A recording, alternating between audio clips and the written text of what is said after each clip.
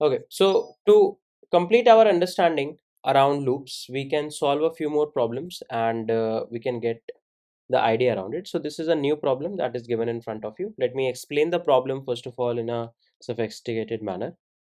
You are given a number n and you need to find the sum of all odd numbers lying in the range 1 to n. That means you will be given input of a number n, for example n is equals to 8, right? And you need to sum up every odd number means which is not divisible by 2, which is not divisible by 2. So you have to sum up all the odd numbers lying in the range 1 to n, right? So you can say that if let's say n is equals to 8 is given, then between 1 to 8 how many odd numbers are there? There is 1 itself, 3, 5, 7, and if you sum them up you get 16, right? So you need to find the sum of all the odd numbers lying in the range 1 to n. Now just think about it. Now just think about it. If let's say I just want to normally start solving the problem, what will I do? If I don't have the essence of loops or if I don't have the tool of loops, this might be a normal flow of your program, right? Let me show you. Start, then let's say you initialize a number num,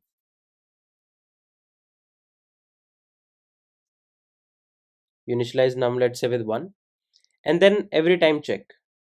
And not only num, you also take the input of n, right? So one second.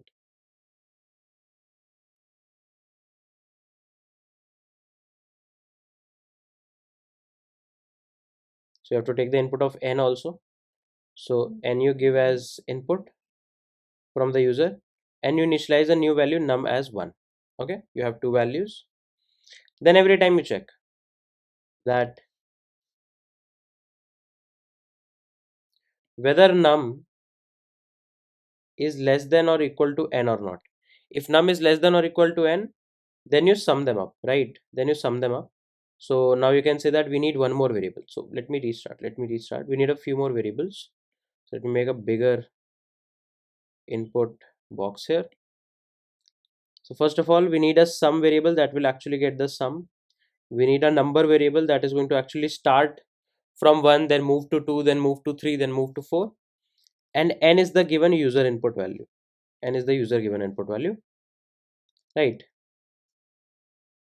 And then we are going to take a decision that if num is less than or equal to n, if the current value of num is less than or equal to n. So for example, let's say user give the value of n as 5. Okay. So is 1 less than or equal to 5? Yes, it is less than or equal to 5. So what do? You move below with two condition, yes or no, right? This will be set say a yes, this will be no. Okay. If it says a yes, then you sum it up. So you do a processing. So what do? You say sum plus equal to, let me write it like this. You can write sum plus equal to num. Whatever was your number, current number, you add it to the sum, and then you do number plus plus, and then you do number plus plus. That is, you increment the number, and then you check again, and then you check again. You check again that if number is less than or equal to n. So now, because you have incremented the number variable which was starting with 1, the value is now 2. Can I say that? Now you will check, is 2 less than or equal to 5? Is 2 less than or equal to 5? There can be two conditions, yes or a no. So let's say I write a no here, I write a yes here, and then let's have a processing box where I can say sum plus equal to num, and then number plus plus, right?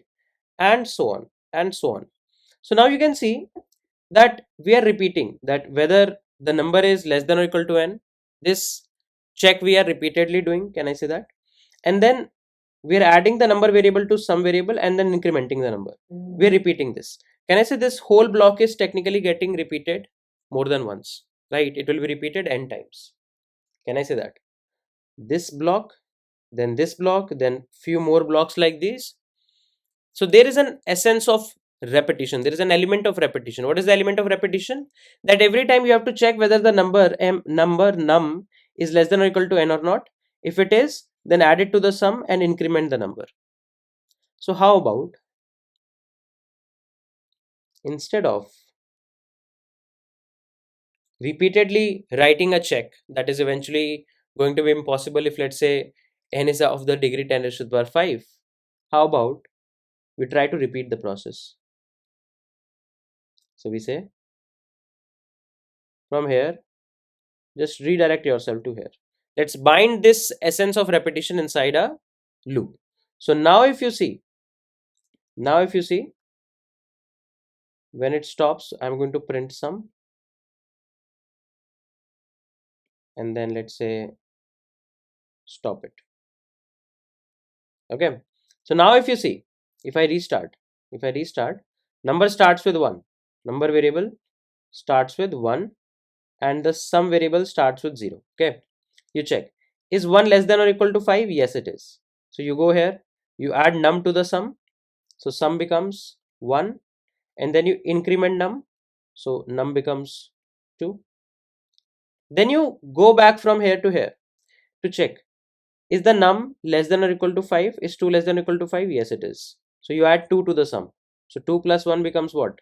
2 plus 1 becomes 3. And then you increment num. Num becomes 3 also. And you check again. Is 3 less than or equal to 5? Is 3 less than or equal to 5? Yes, it is. So what do? You add 3 to the sum. 3 plus 3 becomes 6. And then you increment number. Num becomes 4. And then you check. Is 4 less than or equal to 5? Yes, it is. So if 4 is less than or equal to 5, you bring it here, and let's say you bring this also here. If 4 is less than or equal to 5, you add 4 to the sum. So 6 plus 4 becomes 10, and then you increment 4 to 5, and then you go back and check. Is 5 less than or equal to 5? Yes, it is. So you add 5 to the sum. So the sum becomes 15, and then you increment the number. It becomes 6. Now you check again. Is 6 less than or equal to 5? Is 6 less than or equal to 5? You can see 6 is not less than or equal to 5. So you try to print the sum. Okay. And the sum comes as 15. Now this is the element of repetition in the problem. But the problem was demanding one more thing. What was the problem demanding? It says that you have to just sum up all the odd numbers. Currently, we are just going from 1 to n and summing up all the numbers. Right? How can we sum up all the odd numbers? Can I say that this summation that we are doing, if I can separately bind it inside a separate conditional, then maybe we can just very easily do it, right? So if I just break down my algorithm like this,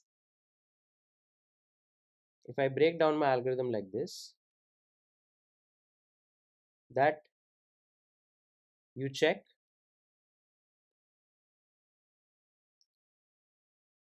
if num is odd. You have to check whether num is odd or not. If it is odd, then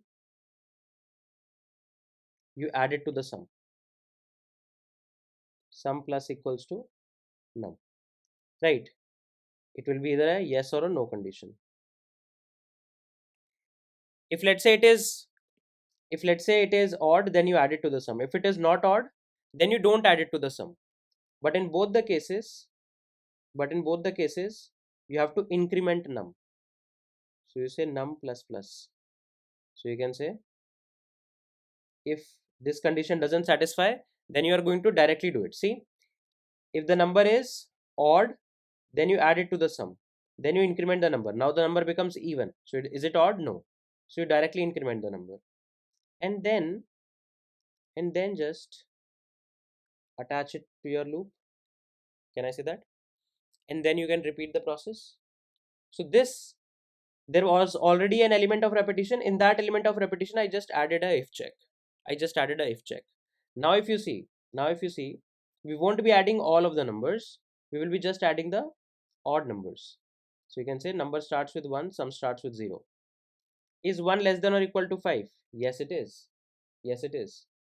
You check. Is 1 an odd number? Yes, it is. So you add 1 to the sum. So 1 to the sum. And then you increment num plus plus. Num becomes 2. Then you go back. Is 2 less than or equal to n? Yes, it is. Is 2 a odd number? No. So you just increment 2. So it becomes 3. Is 3 less than or equal to 5? Yes, it is. Is 3 an odd number? Yes, it is. You add 3 to the sum. Sum is already 1. 1 plus 3 becomes 4. And then you increment num plus plus. So 3 becomes 4. Then you go back. Is 4 less than or equal to 5? Yes, it is. Is 4 an odd number? No. So you just increment 4 to 5. And then you check. Is 5 less than or equal to n? Yes, it is, because n is also 5. Is 5 an odd number? Yes, it is. You add 5 to the sum. So 4 plus 5 becomes 9. And then you increment 5 to 6. So this num becomes 6. And then you go back. Is 6 less than or equal to 5? No. You print the sum and then you stop the program. As simple as that, right? So if I try to code it, if I try to code this whole solution,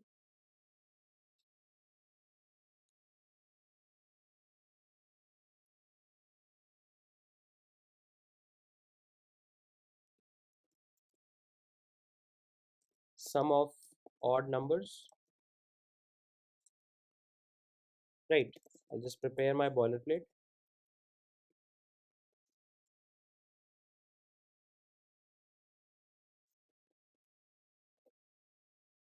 Okay, cool. And then what I can do is, we'll say int n, we'll take a user input for n. Okay, and then we'll have a variable sum equals to 0, and we'll be having a variable num equals to 1. We'll say while num is less than or equal to n, sum plus equal to num plus plus. But there is one more condition, that you have to only do the sum if num mod 2 is not equal to 0. Then only you should do the sum. And that's it. That's it. You can now just print the sum. You can now just print the sum and do return 0. Right. So whatever I just wrote, see, num less than equal to n, inside the loop is going to be a while loop. Then inside that there is only a single conditional in every time, because you can see I have not binded it in a loop, inside a loop, or binded it with a loop. Instead it is inside a loop, right? So now if you run it, it's expecting a user input. Let's say I give it 8.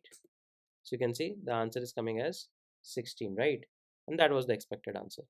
So this is how you can sum the odd numbers starting from 1 to n using a simple while loop. So we discussed about while loops, right? We discussed about while loops. Similar to while loops, we have one more type of loop. Technically, like in programming languages, there are many different type of loops. While loops we have already learned. One more type of loop is called as for loops. Now for loop is almost nothing. Like inside a while loop, this is a basic structure of a while loop, right? You initialize a variable outside the while loop. You have a condition, right? You have a condition. Then you have some implementation. and then at last you have a condition that, or you have a statement, that is having the possibility to change the condition. This statement is related to the same variable which on which actually the condition is happening, right? This is while loop. Now for loop is nothing but something like this. So you write a for loop as for is the keyword that you are going to use here. Inside the parenthesis, what you will do, you will just initialize a variable. After initializing a variable, you will put a semicolon. Second, you are going to check the condition, then you put a semicolon. Third, you are going to write your statement using which you can actually change the condition. The condition is possible to change. If I just attach these three components in these three positions and just write a for, it's a for loop. That's it. Now you need to just write the implementation inside. You don't need to write this statement inside. And the best part is this, this. Any of this is not mandatory. Any of this is not mandatory. For example, you can initialize this variable int I outside also. And you can just keep this part empty and just put a semicolon. You don't need to even write anything here. Similar to this, like any part you can keep empty. You don't need to write it. You can do it outside the for loop or inside the for loop. For example, I plus equals to 1 can happen inside the for loop also. So if you want to do it inside, just don't do it here, right? The only thing that we write, like we use for loop, is for all the majority details about how the for loop is working actually get resembles directly in the first line only. Otherwise, there is no any specific benefit of using a for loop or a while loop. Everything that a while loop can do, a for loop can also do, right? So if I just quickly show you a demonstration.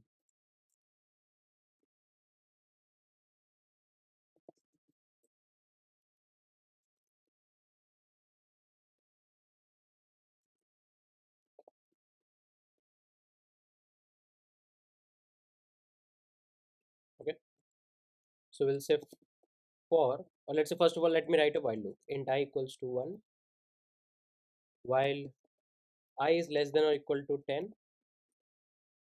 I plus plus, and then you do C out I.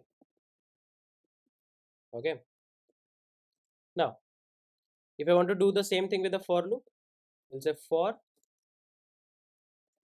you can just cut this or copy paste this condition from here, then you copy this condition from here. And now every time after every statement you have to put a semicolon, and then this semicolon is not mandatory for the last statement, right? You can just avoid it, otherwise it will show an error.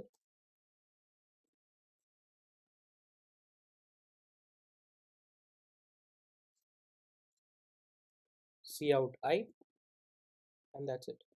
If I will run both the loops, you can see the output is same. The while loop is also printing the numbers from 1 to 10, and the for loop is also printing numbers from 1 to 10. So it's just a syntactical sugar, you can say, that you just rearrange the major elements of the while loop and formed a for loop out of it. Now I know the syntax might look a bit overwhelming in the start, but that's why we are going to solve a bunch of problems up ahead, using which we will be able to get more familiar with the syntax of while and for loop. Syntactical sugar we don't have to like get worried about.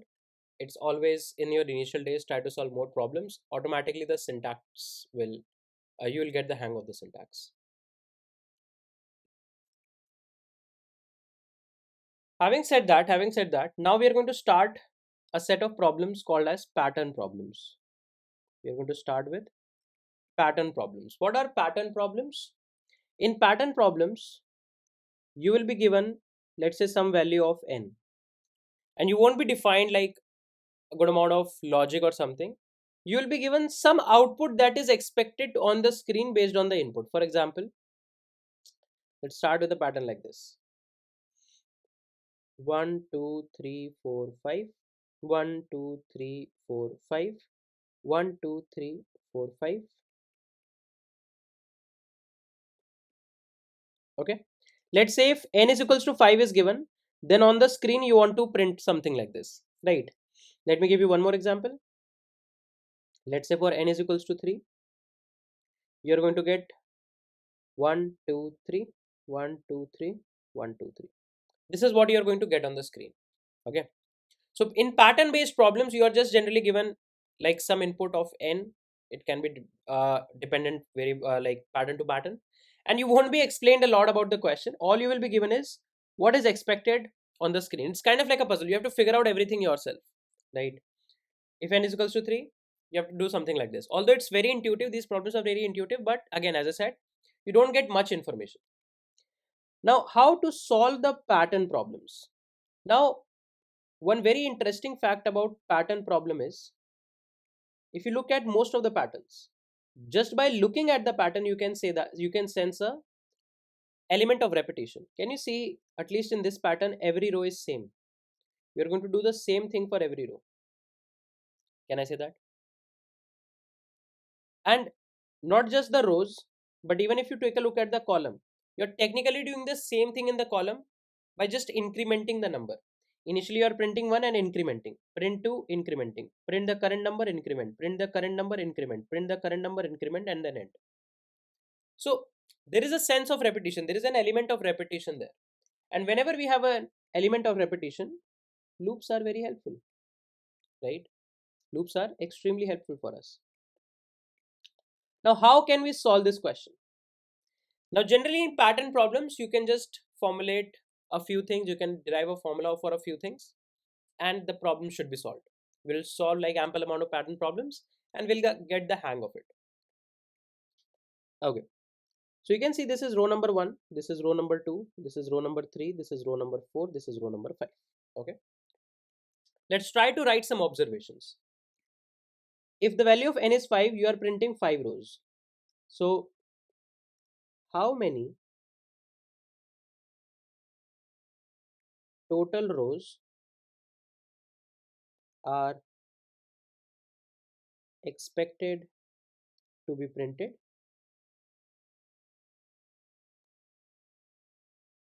Can I say n? Whatever is the value of n, that many number of rows you want to print. Can you see? N was 3, so you just printed 3 rows. Can I say that? So whatever is the value of n, that many number of rows you want to print. That is for sure. See, n was 5, so you print 1, 2, 3, 4, 5. You are printing 5 rows. Can I say that? Then we ask a question that how many columns we print in each row. Now in each row, how many columns we are printing? You can see 1, 2, 3, 4, 5. Can I say n columns we are printing? So this will also get an answer as n for sure, right? So we can say that we have to do some task for n rows, and we have to do for every row, we have to do some task for n columns, right? What I'm saying is we have to do some task repeatedly for n rows. See, every row is exactly doing the same thing, right? Not even a slight change is there. Exactly, you have to do the same thing. So you have to repeat a process for every row. So how many times you are going to repeat that process? N times. And then you have to repeat a process for every column. How many times you are going to repeat it? N times. So if this observation is clear to everyone, let's try to solve the question for any one row. So let's solve for any one row. Let's solve for any one row. Why we are trying to solve for any one row? Because I can write a loop like this: for int row equals to 1, row less than or equal to n, row plus plus. Can I say that? If I create a variable named row and iterate it from 1 to n, then whatever we are going to write here inside the for loop will be repeated n times. Content of this for loop will be repeated n times. right? And that's what we have to do, right? We have to repeat something for n rows. We have to repeat something for n rows. So we'll try to write some logic inside the for loop so that we can execute it for a particular row, right? Now what you have to do for a particular row, what you have to do for a particular row, in a particular row we have to just do a simple thing. We have to print n numbers from 1 to n. You have to print n numbers from 1 to n. So if I give you a question that print n numbers from 1 to n, both inclusive, space separated, that is between every number there should be a space. So how can you do it? How can you do it? You can just simply say, oh, this is a simple question to solve, right? If I want to print numbers, print n numbers, how about if I take a variable num is equals to 1, and every time, or we can just do it inside also, for int num is equals to 1, num less than or equal to n, num plus plus, see out num, and then you can see out a text which is just a space, right? So see what is happening here. You wanted to print n numbers because in every row you have to just repeat this process. So in every row you have to print n numbers from 1 to n. So you start your loop from 1, you start a variable from 1 and you go up till n. See, initially the value of num will be equal to 1. You will check, is 1 less than equal to n? Yes. So you print 1 and a space. And then you increment num. So let me even show you. Let's say num is equals to 1, n is equals to 3. You start with 1. Is 1 less than or equal to 3? Yes, it is. So you first complete this. You won't increment immediately. You first print cout. So cout 1 and a space. Okay. And then you increment num. Once all the body of the for loop is done, then you increment the num. So num becomes 2. Is 2 less than or equal to 3? Yes, it is. So you first go inside, complete the task. So you print 2 and a space.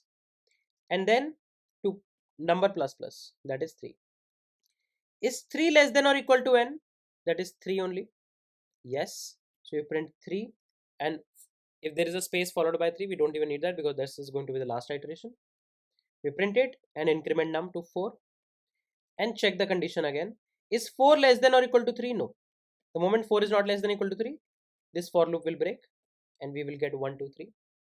So can I say that I can just repeat this process? I'll just copy paste it. I'll just repeat this process, copy, paste, inside this outer for loop. So this is the outer loop, this is the inner loop, right? So outer for loop represents that you have to do some task n times. Why you have to do some task n times? Because technically we are repeating some task for n rows. So we need repetition n times. Every time you are going to just print numbers from 1 to n, space separated.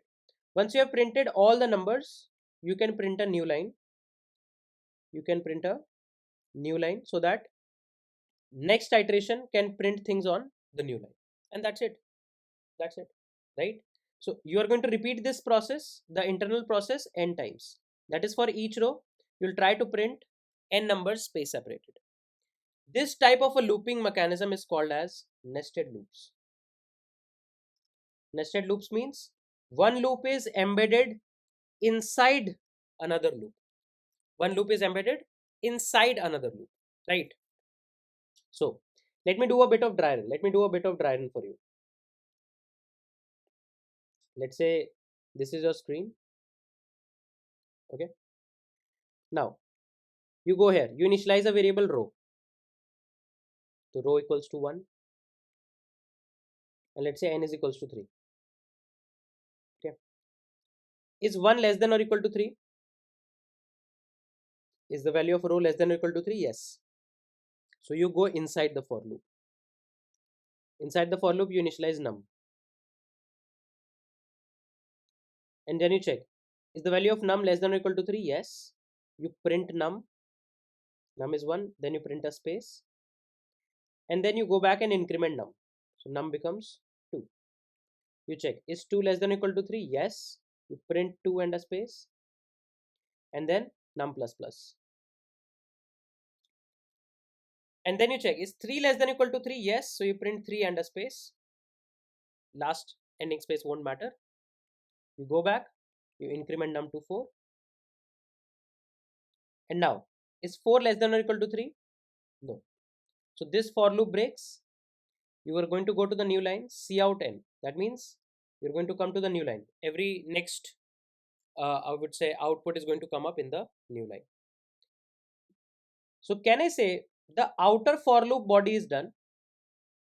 Outer for loop body is having no statement. So it will go back and increment the row count.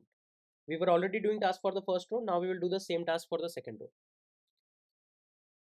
Once row becomes 2, we execute this for loop again. So num starts with 1. Is 1 less than or equal to 3? Yes, it is. So you print 1, then a space, and increment 1. Is 2 less than or equal to 3? Yes. 2 space, and then 3. Is 3 less than or equal to 3? Yes. You got a 3, and then you got a 4. Is 4 less than or equal to 3? No. This for loop ends, and then you're going to go to the new line due to this, and then come back to this for loop where you do row plus plus. So row becomes 3. And then again you come inside this for loop. It's going to do the same thing. 1 space, 2 space, 3. And then move to the new line. So this is how you can repeat the process, right? And if I just directly code it, so let's say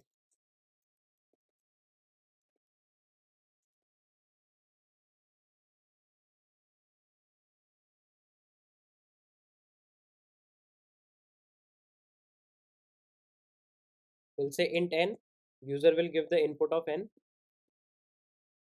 user input. Okay, n is going to represent rows. So we need to do some task for every row. What task do we need to do? Row equals to 1, row less than or equal to n, row plus plus. And inside this loop, we'll say write the logic to repeat for every row. Now you say for in num equals to 1, num less than or equal to n, num plus plus. And then you say C out num. And after that, you just print a new line.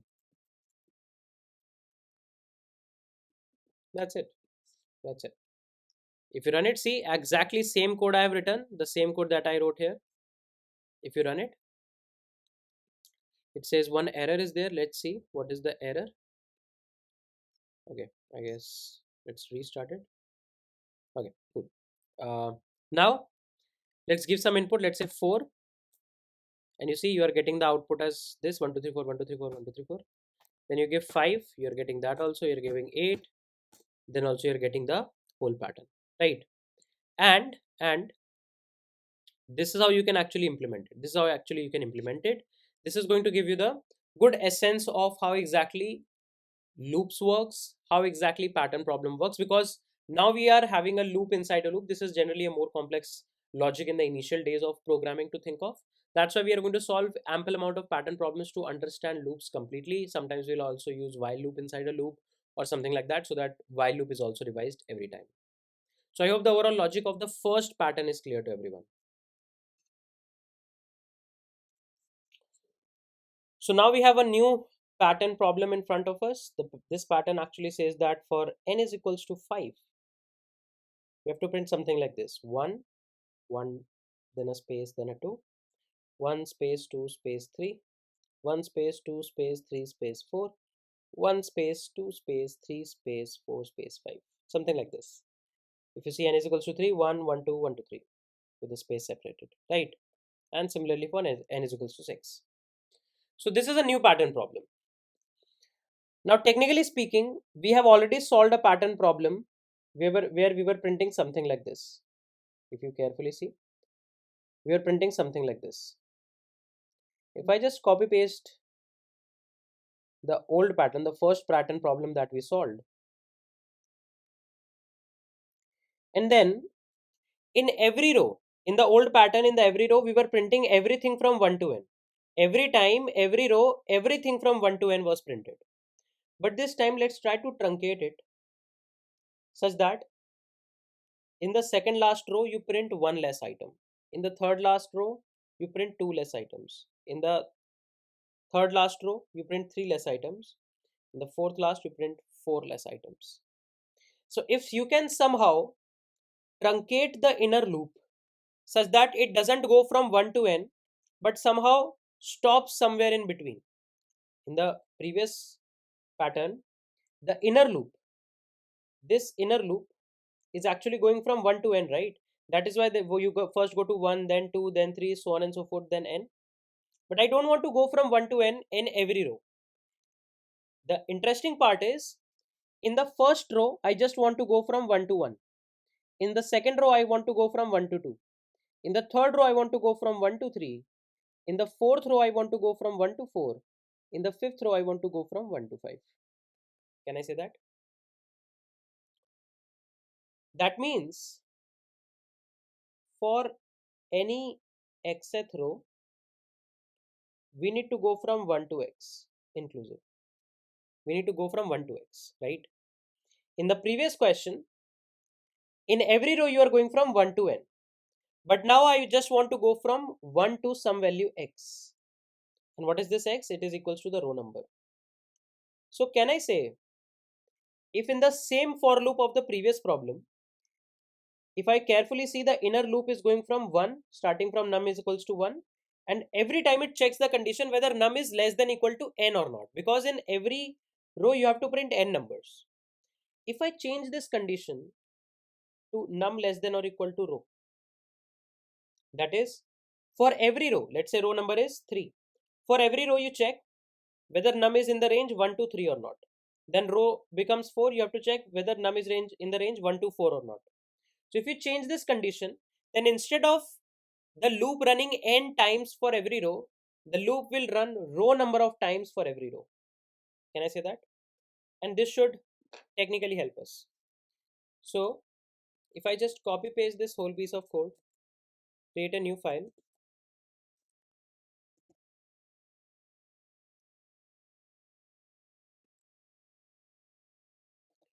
now we want something like this.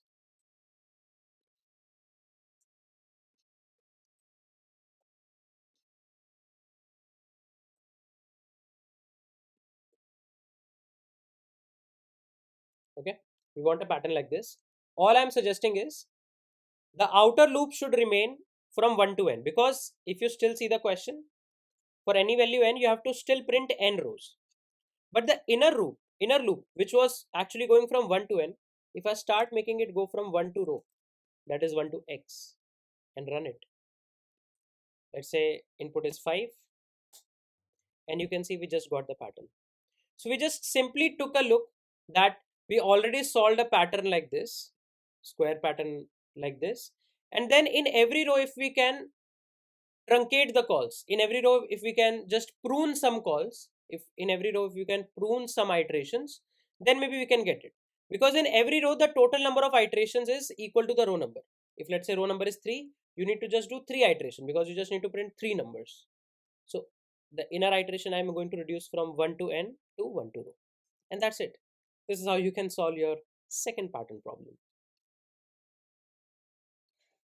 So this is the new problem in front of us. Let's say you are given something like n is equals to 5. So you have to print 5 rows.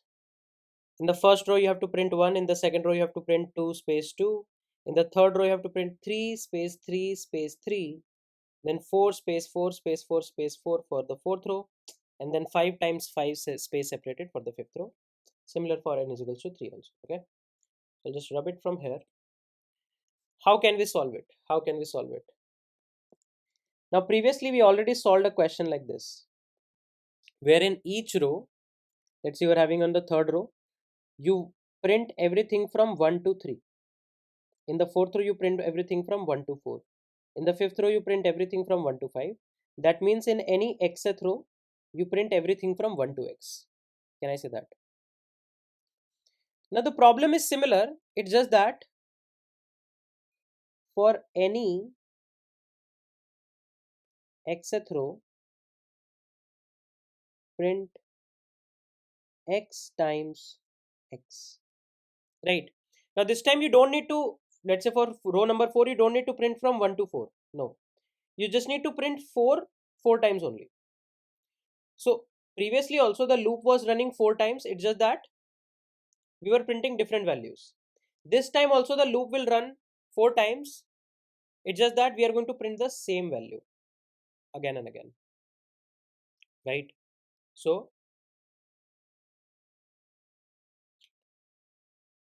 if I just take a quick look,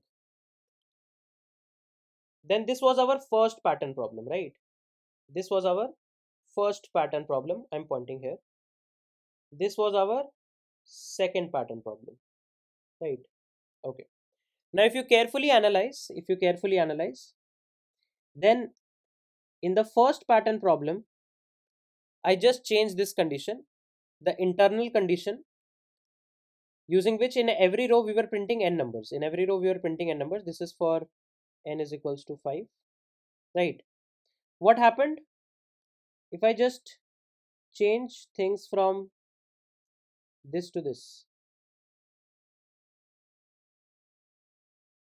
Okay, if I change things from this to this, that is just change the condition, just change the internal condition from num less than equal to n to num less than equal to row, you are getting a pattern like this, right? Now what I can say is, let's put it like this. Let's put it like this. Okay, cool. Now in the new pattern, what do we want? We want to print same thing in every row. If you see the last pattern, if you are printing num, and because num is changing in every iteration, see, you are printing num and num is changing in every iteration. That's why in every row you get 1, then a new value 2, then 1, then a new value 2, then a new value 3, and so on. If somehow instead of printing a num here,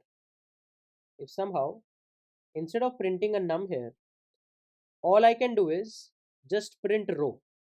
Just think about it.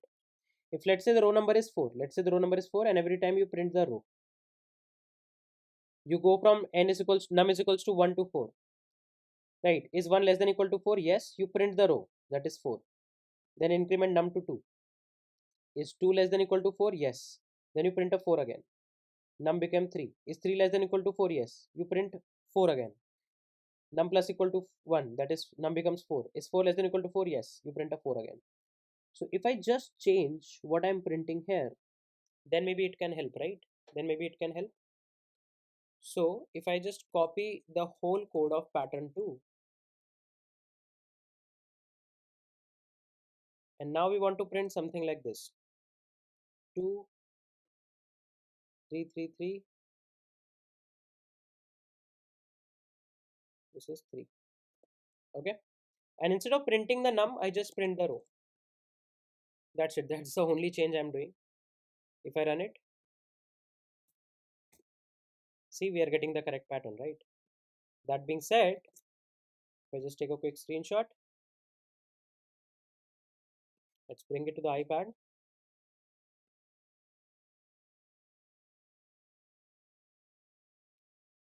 And then what we can say is, in the new pattern, we didn't change much. Things.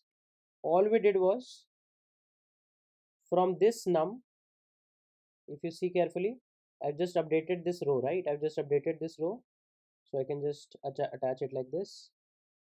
From this num,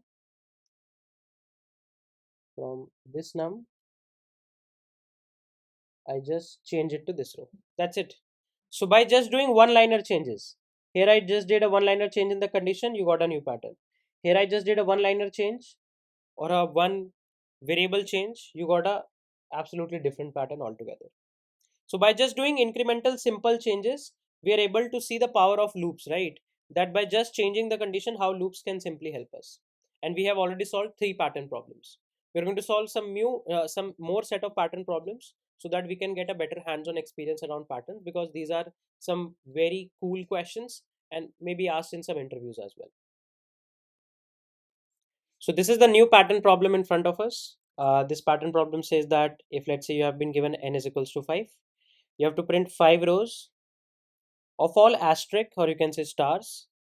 In the first row you need to print 1 star, you need in the second row you need to print 2 stars, in the third row you need to print 3 stars, in the fourth row you need to print 4 stars, in the fifth row you need to print 5 stars. Every star you can separate by a space or a tab, whatever you feel like. Now this question and the last pattern that we did, this one or this pattern, all are same. Why? Let me tell you. So if I take this piece of code, if I take this piece of code and instead of printing row, instead I print something like this, a star. That's it. Every time instead of printing the row number, we will print star, star, star, star, star, star, star, star, star, star, for n equals to 4, right? As simple as that. So again, a one-liner change, and we will be getting one more pattern.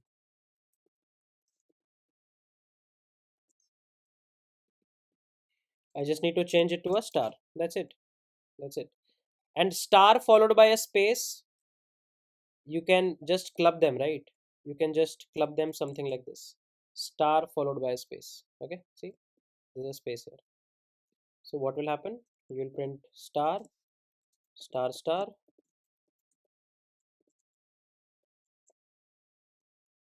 and then star, star, star, star, star. Okay, for n is equals to 5. If you run it, it expects some input. We give 5, and see, we are getting very simply this pattern. So again, a very simple one-liner change, and we are getting another pattern solved for us. So this is a new pattern in front of us. In this pattern, we have been given, say that, let's say n is equals to 5, and you have to print a pattern like this. If you carefully see, in row number 1, we are printing 5 asterisks or stars, space separated. In row number 2, we have 4 stars. In row number 3, we have 3 stars. Row number 4, we have 2 stars. And in row number 5, we have 1 star. How can we solve this question? Now, technically speaking, our last question where we were printing stars like this, it was quite similar to the current question, this one. The only difference is, in this question, number of stars in xth row was equals to x, right? If, let's say, there is a row number 4, you print 4 stars. Row number 3, you print 3 stars. So number of stars in xth row is x. Whereas here, number of stars in any xth row is not x. It is a bit different. What is it? Let's try to figure it out. Let's try to figure it out. So this is the row number, and this is star count. So let's say row number 1, star 5. Row number 2, star 4. Row number 3, star 3. Row number 4, star 2. Row number 1, row number 5, star 1.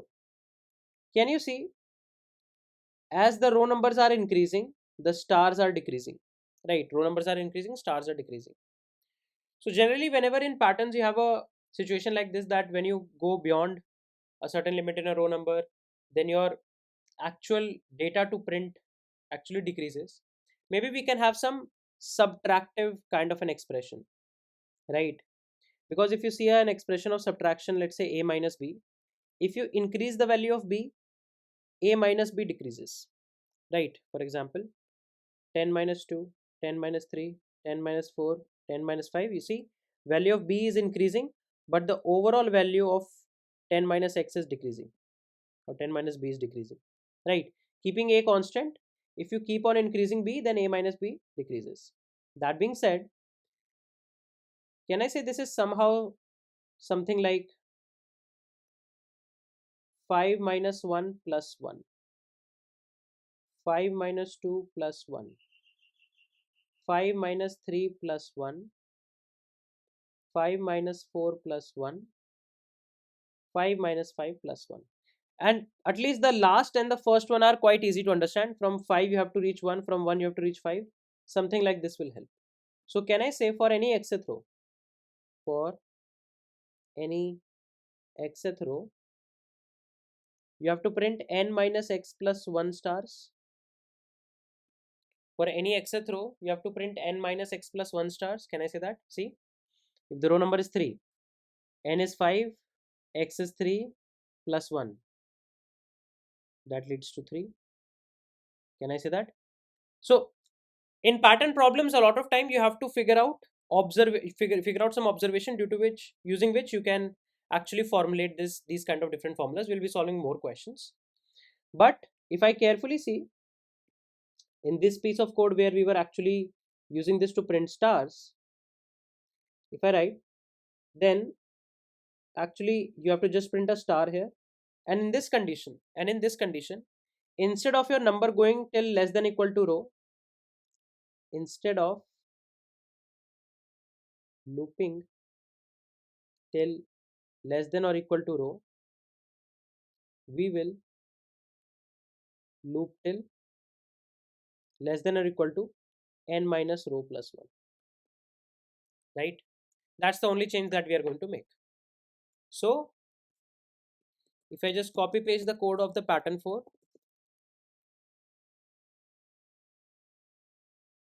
and I just do n minus row plus 1, that's it. If you run it, you see you got the kind of like a reverse pattern. So you're getting something like this.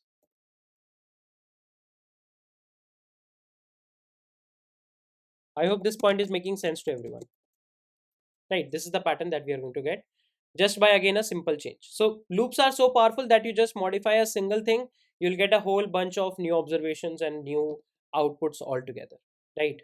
So till now we have solved like 5 patterns, and all of these 5 patterns were quite similar to each other.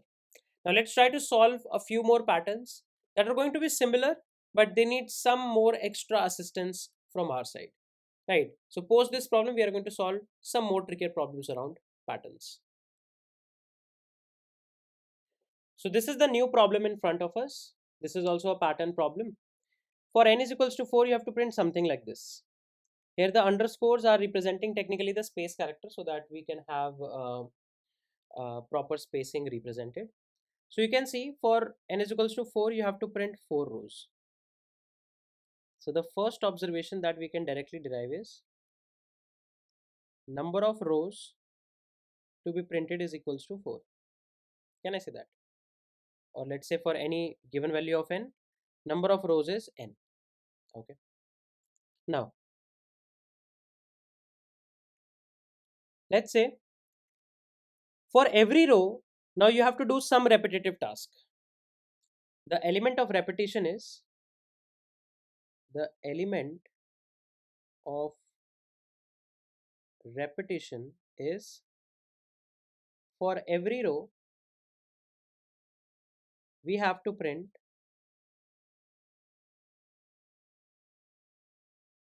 a bunch of spaces and numbers.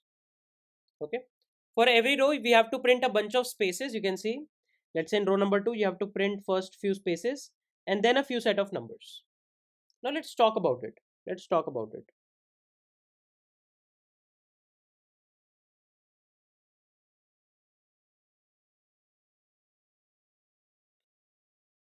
For any row x, how many spaces we expect? For any xth row, how many spaces do we expect? Let's see. Let me write row number here and space count here. Then can I say, when row number is 1, you have technically 5 spaces for n is equals to 4, right? See, for row number 1, you have 1, 2, 3, 4, 5, 5 spaces. For row number 2, you have 3 spaces. For row number 3, you have 1 space. Interesting, right? Let's just think about it. Let's just think about it. What if we were having n is equals to 5? How the pattern will look for n is equals to 5? Let's see. For n is equals to 5, we'll be having 1, 2, 3, 4, 5, 6, 7, 8, 9. 1, 2, 3, 4, 5, 6, 7. 1, 2, 3, 4, 5. 1, 2, 3, 1. Okay. These are all spaces.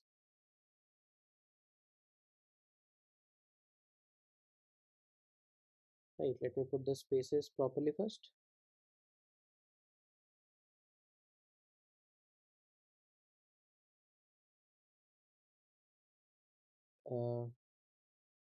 Okay. Now, if you carefully see here, if I write the row number and the space count, then in row number 1, how many spaces do we have? 1, 2, 3, 4, 5, 6, 7, 8 spaces. Right? See, here we were having 5 spaces. Now, if I carefully see, 5, sorry, 1, 2, 3, 4, 5, 6, 7, 8. 8 spaces.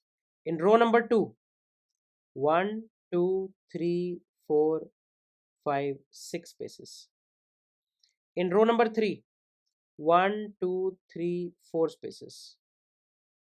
In row number 4, 1, 2, 2 spaces. And in row number 5, 0 spaces.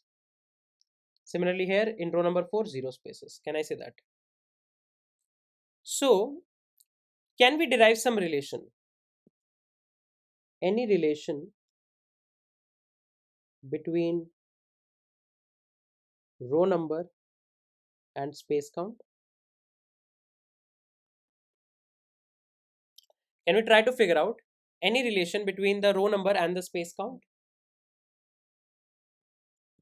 Now, if we carefully analyze, then we can say that every time space count decreases by 2, every time space count decreases by 2, except this position where from where you are directly going to 0, although we'll be able to handle it in the same way where how we handle the rest of the spaces.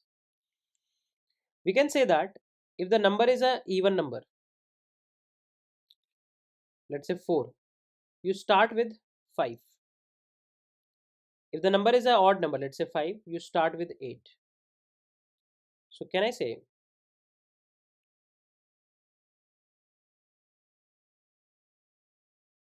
space count for the first row is going to be dependent on whether n is even or odd. If n is even, n is odd. Right? If n is even, if n is even, then it is going to be n minus 1 into 2 minus 1. And if n is odd, then it is going to be 2 into n minus 1. You can even see. Let's say for n is equals to 4. n is 4 is even. So 2 into 4 minus 1, that is 3 minus 1 is 5. And can I say in the first row, we have 5 spaces.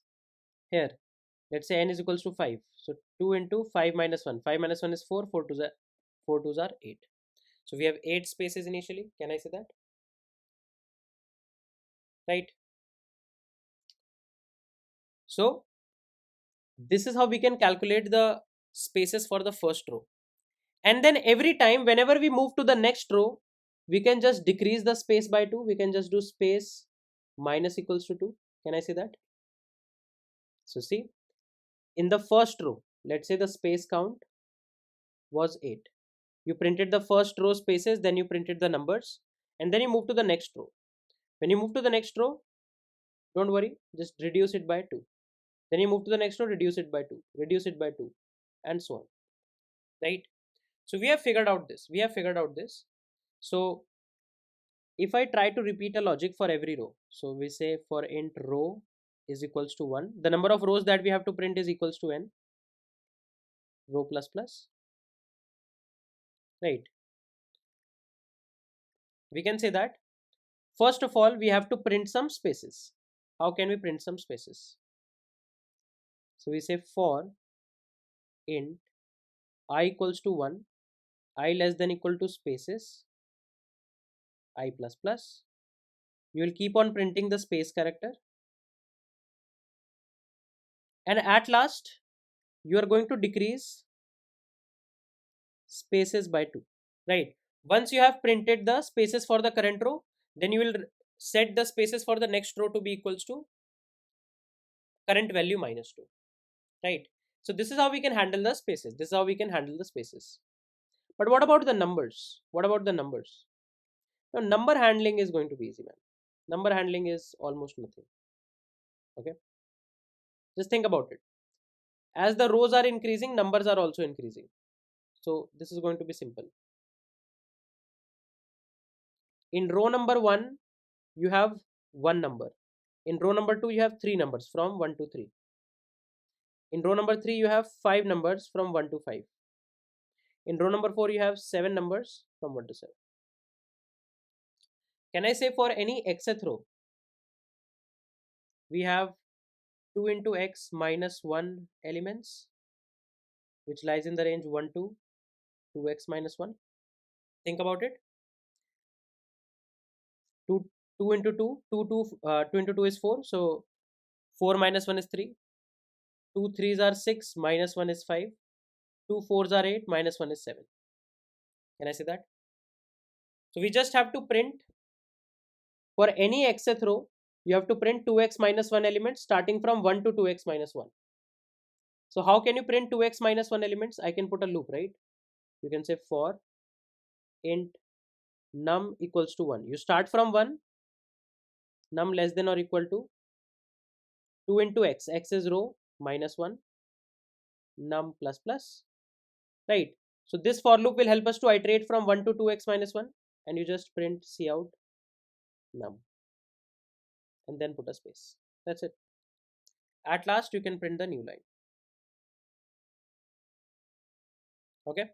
So let me repeat what is happening. Let me repeat what is happening. We are going to repeat a task for every row. We are going to repeat a task for every row. For every row, you have a set of spaces, and after those spaces are printed, then you are going to print the numbers. So I can handle the spaces separately and the numbers separately. So let's try to handle the spaces. Can I say every time, if let's say the previous row were having x spaces, then in the next row we are having x minus 2 spaces, then again x minus 2, and so on and so forth. So the space count reduces by 2. But we need to get a starting point. We need to get a starting point that in the first row, what is the space count? So if n is even, the space count in the first row is this. If n is odd, the space count in the first row is this. And then what you can do, every time you can put a for loop that starts from 1 and goes to the space count for the current row and prints a space. At last, you are going to reduce the space by 2 for the next row. Now, once this for loop is done, then we would have printed all the spaces, right? And after printing all the spaces, you need to print the numbers. So it makes sense that inside the outer for loop, you have two inner for loops, inner 1, inner 2. They're not going to go parallelly or hamper each other's execution. First of all, spaces will be printed, and then we are going to come here and try to print the numbers Now the numbers have a very specific property that in row number 1 you have one number only. In row number 2 you have 3 numbers. In row number 3 you have 5 numbers. So can I say for any row number x, you have 2x minus 1 elements, right? For any row number x, you have 2x minus 1 elements. So you need to go from 1 to 2x minus 1 and print all the numbers. Now we have already done this task in previous patterns where we were going from 1 to n and printing something. Instead of going from 1 to n, you go from 1 to 2x minus 1. Here x is the row number. So 2 into row minus 1. And then you will print the number followed by a space. Once you are done with the complete row, you'll print a new line so that the next things can be printed in the next row. So let me try to code it in front of you. So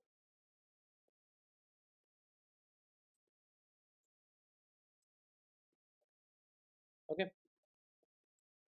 let's take an input value.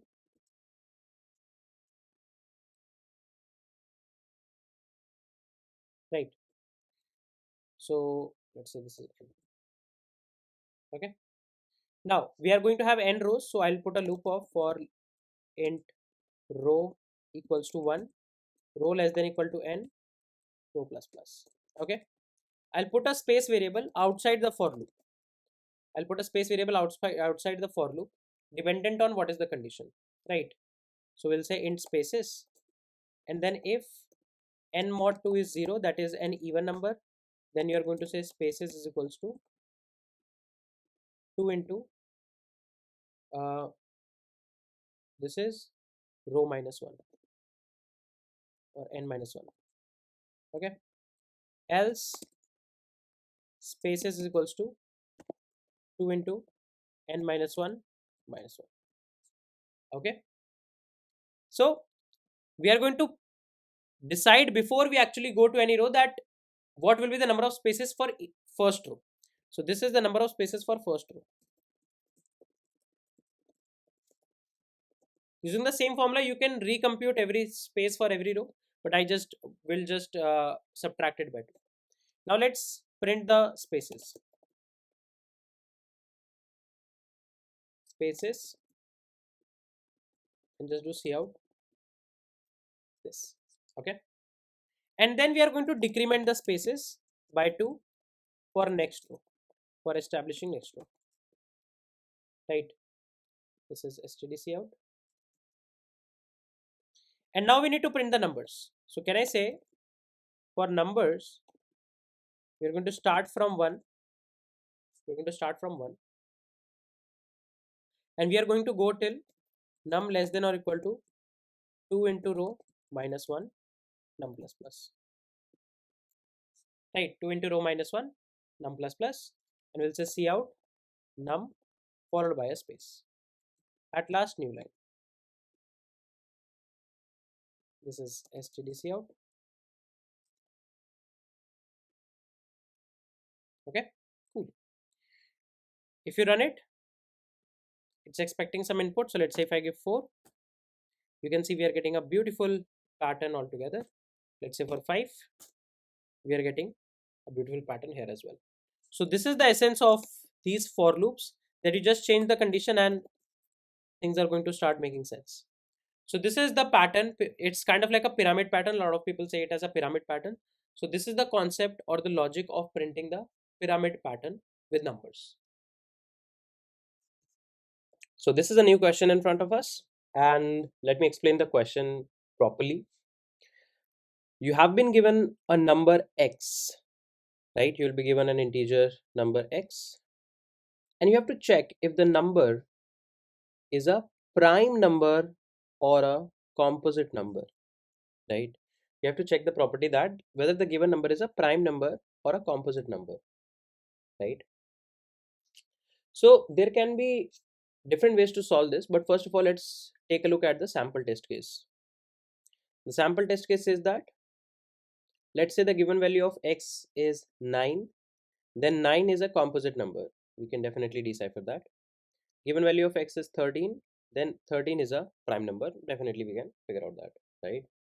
So based on our input, we have to detect whether the number is a composite number or a prime number. Now, how can we solve this question? How can we solve this question? Let's think about that. Let's think about that. So now what we can say is, what property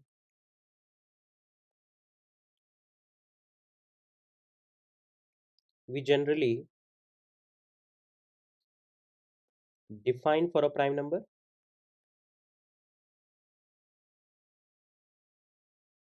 What is the unique property of a prime number? The unique property of the prime number is it is divisible. It is divisible by 1 or itself. For example, if you take 17, 17 is divisible by either 1 or 17 itself. There is no number, in the range 2 to 16 that can completely divide 17, and hence 17 is a prime number, right? So if you have a number x, right, then it is going to be prime if only 1 and x can divide it, right? And when it can be a composite number, it will be a composite number if any number in the range 2 to x minus 1 both inclusive, if any number from this range, if any number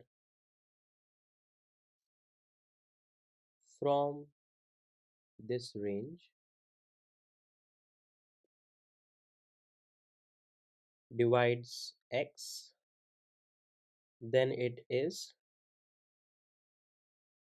a composite number.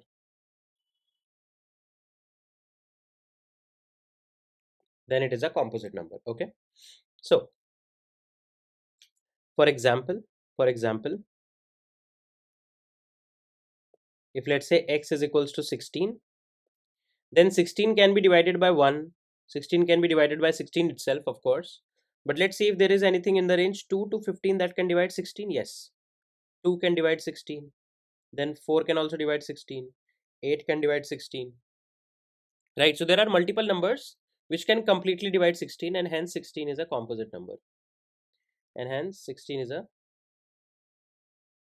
composite number. So maybe we can derive our observations from here. That common property between prime and composite is prime number can only be divided by 1 and x.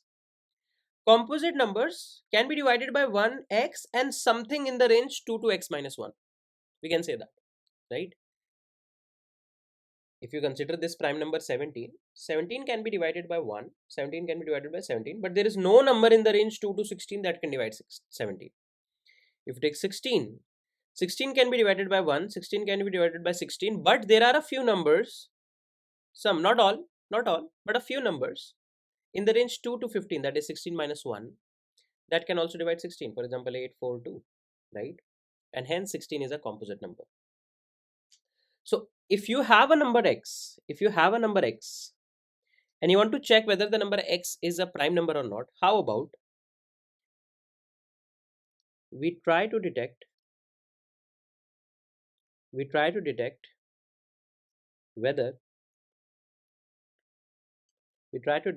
whether x has, or let's say whether there is any number in the range 2 to x minus 1 that can divide x completely, right? If there is a number, we say x is composite, else x is prime, right? So if there is a number in this range that can completely divide x, we will say x is a composite number. If there is no number in this range that can divide x, then we will say x is a prime number. Now how can you check whether any number in this range can divide x or not? Now let's say the range is 2 to x minus 1. How can we check if any number in this range can completely divide x or not?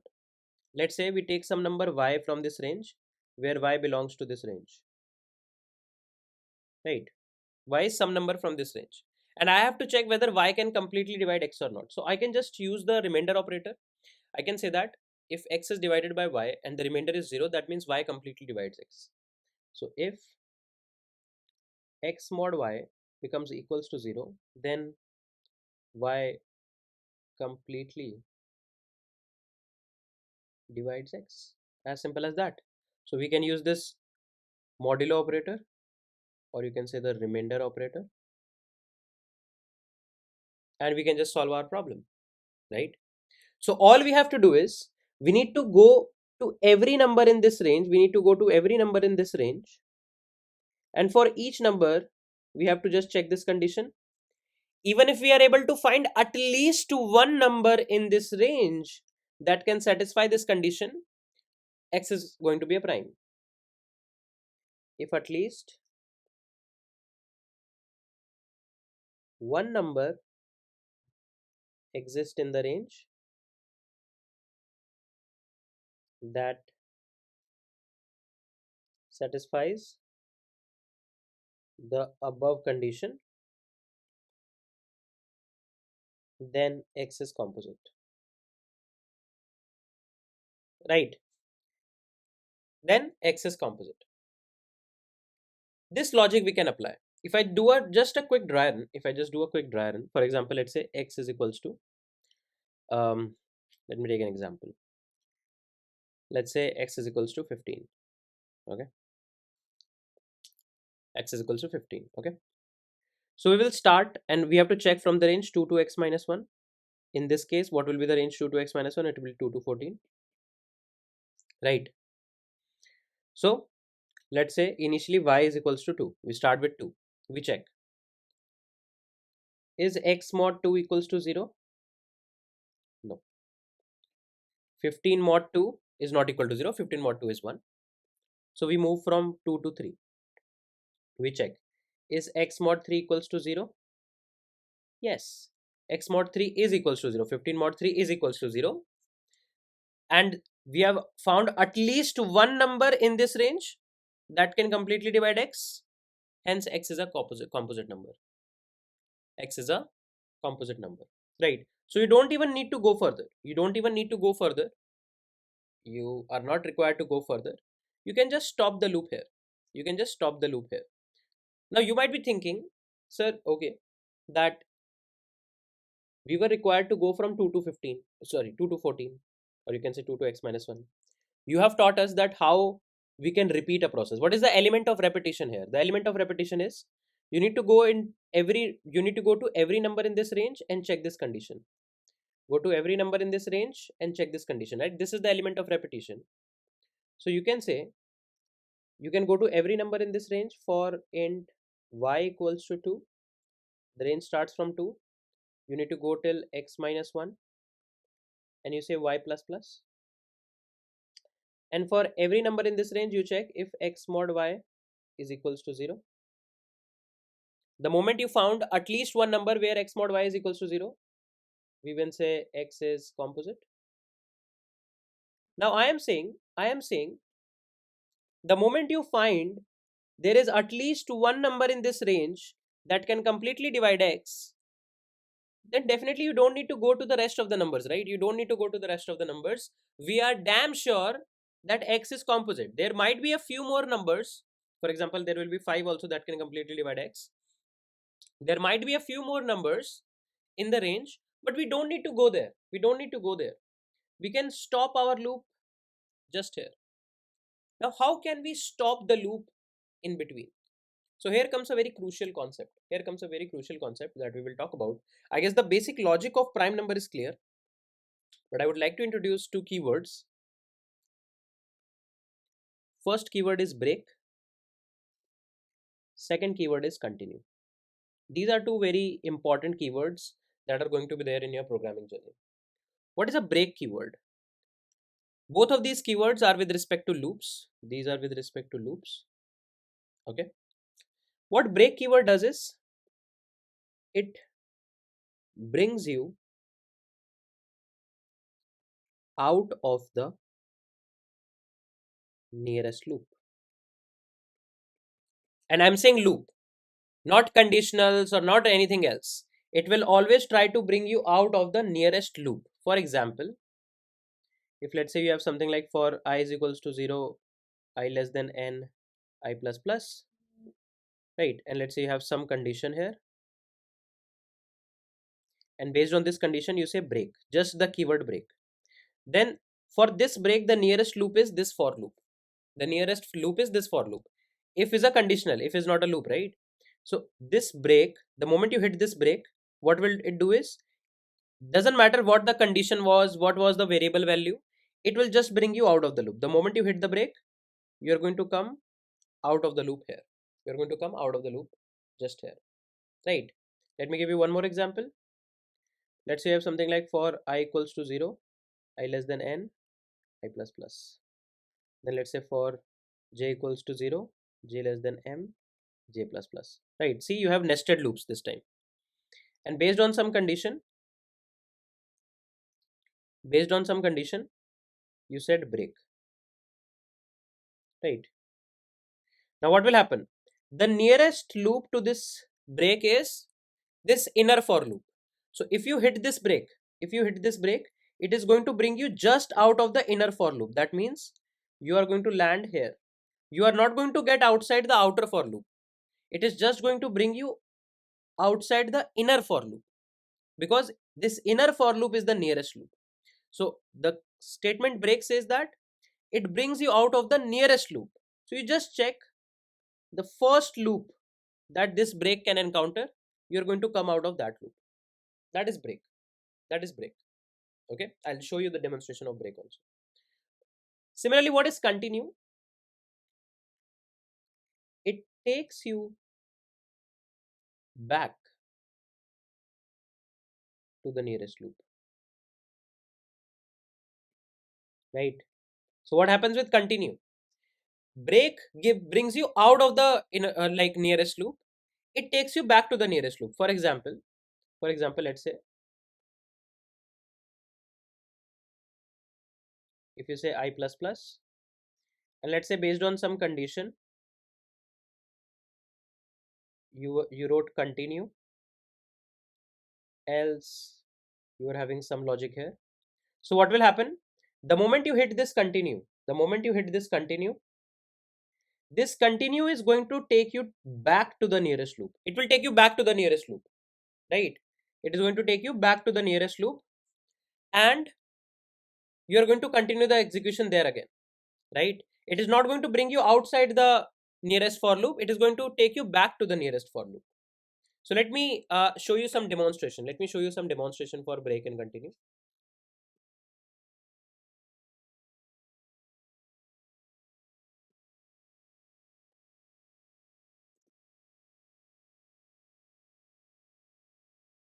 Okay, let me bring the boilerplate.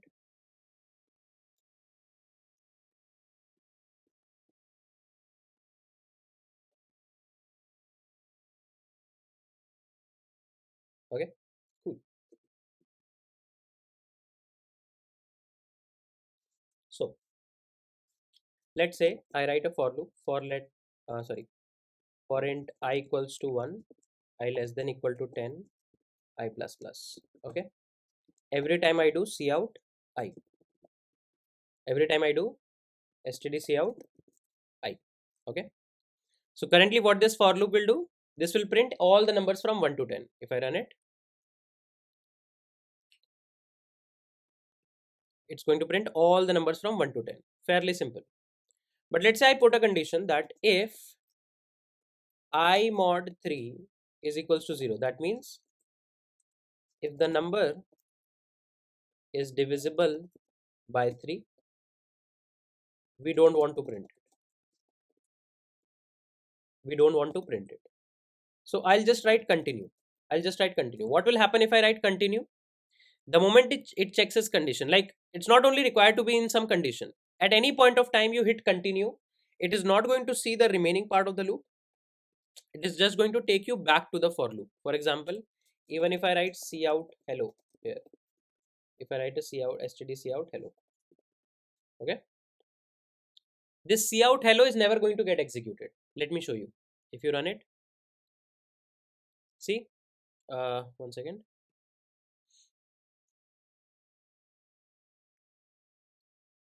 If you see this here, this says undeclared identified std. It is not even recognizing std here, right? If I just comment this line, and run it, now you can see apart from the multiples of 3, everything got printed. And let's say if I print std cout hello here, right? Let's put a space if possible.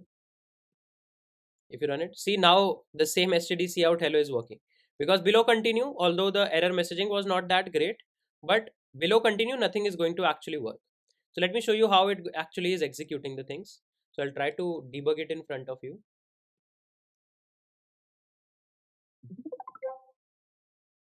Okay,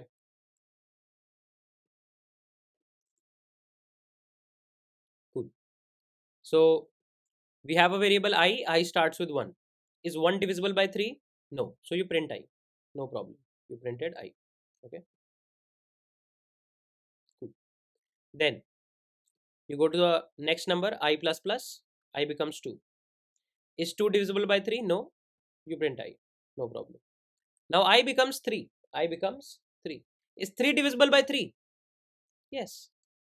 So you go inside hello, you put continue, and the moment we hit continue, see, we went back to the loop. We are never going to go below continue at any point of time. So that's the use case of continue. That continue actually brings you back to the loop. Now, if the same for loop, I write here, let me write a for here. Let me print a new line. Okay. And instead of continue, if I put break, let's see what happens. Let's see. See, you printed 1, you printed hello, we printed 2, you went to 3, 3 mod 3 is 0, you printed hello, and then you break the loop. That means this loop got terminated. So that's the essence of break and continue. With break, you come out of the nearest loop, and with continue, you go back to the nearest loop, right? If statements are not loops, so that we have to keep in mind, and even if you have nested loops, for example, then also you just keep an eye on the nearest loop. The farther loops are not going to get hampered. So that's the use case of break and continue, right? That being said, can I say that in this problem, the moment I detect that any number completely divides x, I can just break out of the loop from there, because now we are definitely sure that the number is a composite number, right? We are definitely sure that the number is a composite number. We just break out of the loop, and that's it. That's all you have to do, right? So let me write the code for this, and then you will get a better context.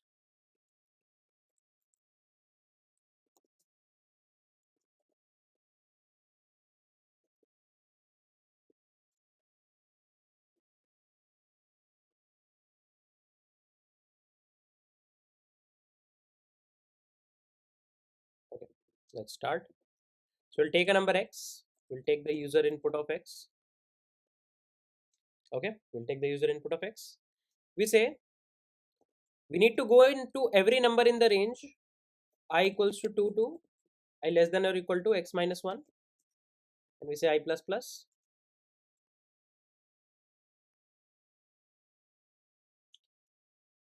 What we can do is we can keep an answer variable, or let's say we can keep a flag is prime is equals to 2.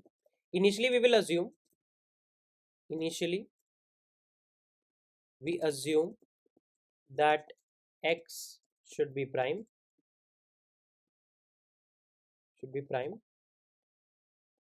right?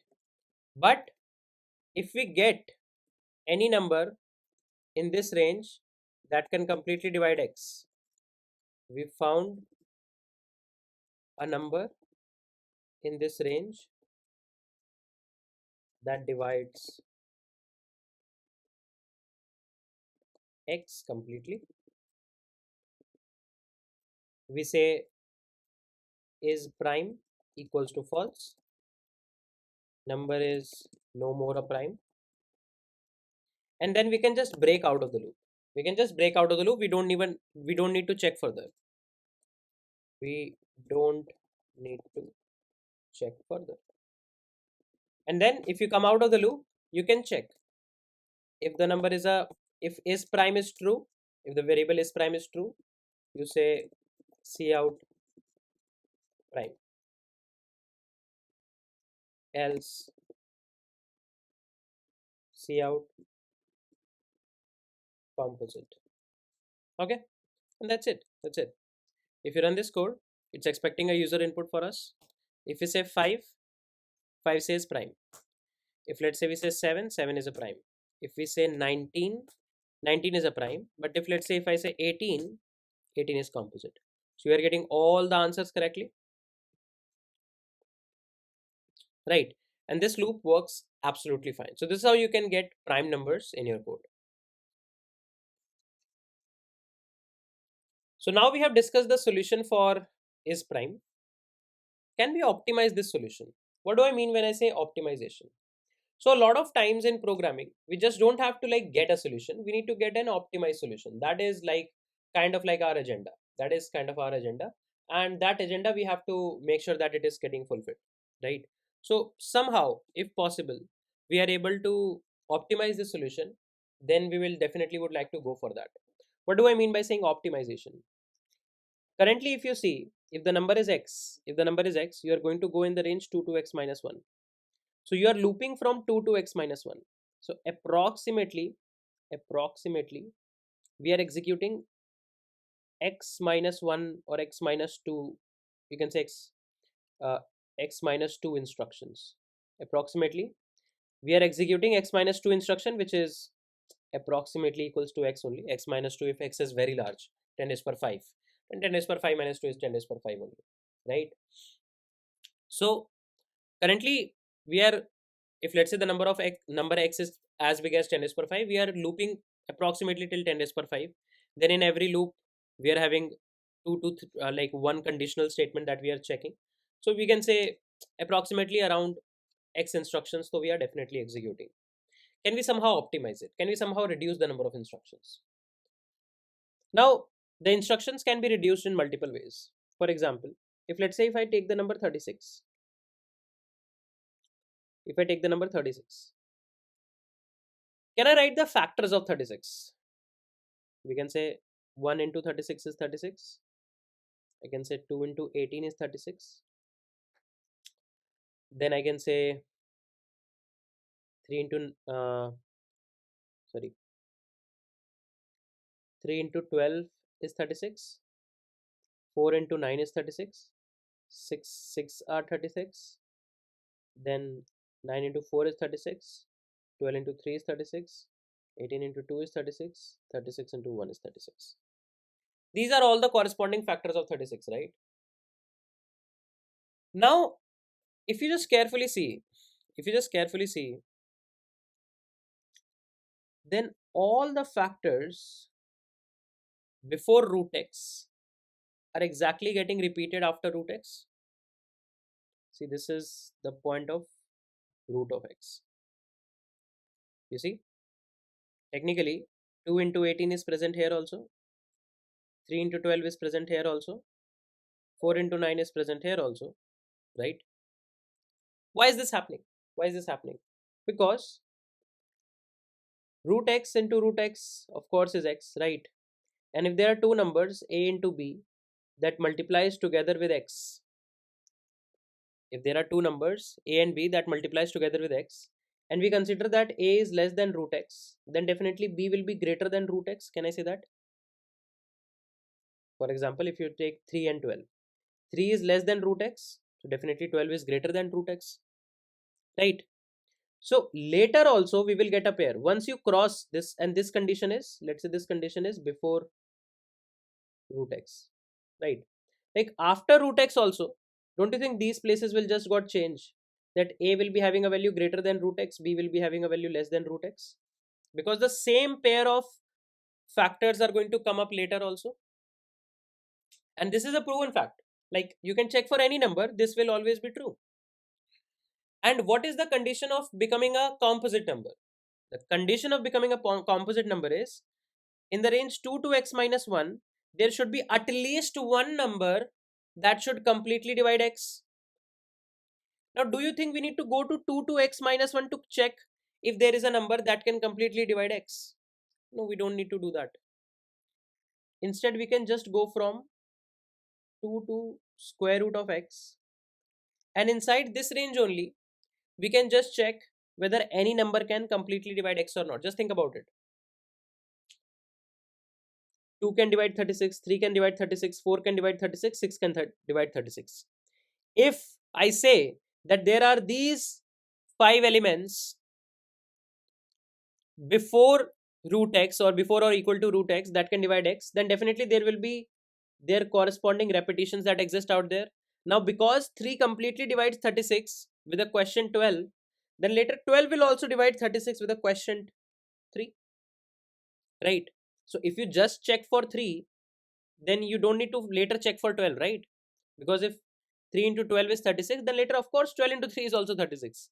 So if some factor is going to be detected, if there is a factor that is going to be detected after root x, definitely there will be a counterpart for that factor before root x that will get detected, right? So what you can do, you can just go from 2 to root x and then check whether your number is a composite number or prime number or not, right? That's going to be very simple. We just need to update our loop to go from 2 to square root of x and then just check the same condition. Let's take another example of, let's say, 19. What is square root of 19? If I go with approximate terms, it should be something around 4 point something, right? Okay. So I will just go from 2 to 4. I will just go from 2 to 4. And I'll check whether there exists any number that divides 19 or not. Does 2 divides 19? No. Does 3 divides 19? No. Does 4 divides 19? No. If there is no number in the range 2 to square root of x, there won't be any number beyond square root of x also that will divide 19. And we can just say 19 is a prime number. Now just think about it. If we would have gone with the previous approach, we would have gone to 2 to 18, and then for every number we would have checked whether 19 is a prime. Here we just completed this in 3 iterations, whereas previously we were taking approximately 17 iterations. So we have kind of optimized the solution, right? And the solution optimization is happening because of this property, that after square root of x, technically you are going to get repetitions in the factor, because if 3 into 12 is 36, later definitely you will get a 12 which is multiplied by 3 will get you 36. So if 3 can completely divide 36, the quotient can also completely divide 36, right? If 3 can completely divide 36, then definitely 12 can also completely divide 36, right? This is as simple as that. Now all we have to do is we have to update our loop so that instead of going to 2 to x minus 1, our loop can get updated and go to 2 to square root of x, inclusive of both. Okay. Now you might be feeling, okay, that makes sense. That makes sense. But how do we go to square root of x? How do we go to square root of x? Just think about it. Currently my loop is I equals to 2, I less than or equal to x minus 1, I plus plus. If I change this condition, if I change this condition to something like for I equals to 2, if I say I into I less than or equal to x, I plus plus. What is I into I less than or equal to x? Can I say this is I square less than or equal to x? If I take root both sides, this will become I is less than or equal to square root of x. So can I say if I write I square less than or equal to x, it is equivalent to saying I is less than or equal to square root of x. So if I put this condition, this is equivalent to saying I is less than or equal to square root of x. And we can just continue our task, right? So let me give you an example. For example, let's say x is equals to 25. What is the loop going to say? For I equals to 2, I into I should be less than or equal to 25, I plus plus. Okay, let's see. Initially I is equals to 2. Can 2 divide 25? No. We go to 3. We check. Is 3 into 3 less than or equal to 25? 3 into 3 is 9. Is 9 less than or equal to 25? Yes. So you check. Can 3 divide 25? No. So you move ahead 4. Is 4 into 4 less than or equal to 25? Yes. 16 is less than or equal to 25. You check. Can 4 divide 25? No. You go to 5. Is 5 into 5 less than or equal to 25? Yes. So 25 is less than or equal to 25. You check. Can 5 divide 25? Yes. 5 can divide 25. And hence we found a factor in the range 2 to square root of x that can divide x. And hence x is going to be composite. Now just think about it. The only factors of 25 is 1 into 25, 5 into 5, 25 into 1. So if you just go till square root of x, everything beyond it is going to get repeated, right? So that's the simple logic that we want to apply. And if I just copy this code, create a new file, is prime optimized.cpp. I just need to do one thing. I just need to change this condition. I'll say I into I is less than or equal to x. That's it. And the algorithm will work in the same way. Let's put a number. Let's say 25. 25 is composite. 26 is a composite. 27 is a composite.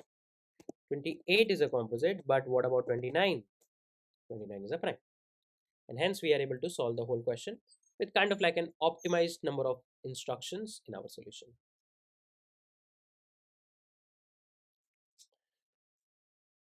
So now we are going to discuss about a very important thing with respect to your upcoming programming journey. Now, when let's say, why do you do programming? Like you want to become a software engineer, right? You want to solve complex problems. A lot of times for that, you need to go to some algorithmic tests, right? Maybe some interviews, or you want to do a bit of competitive programming where you just go for some contests and everything. So we just solved a problem of prime numbers, right?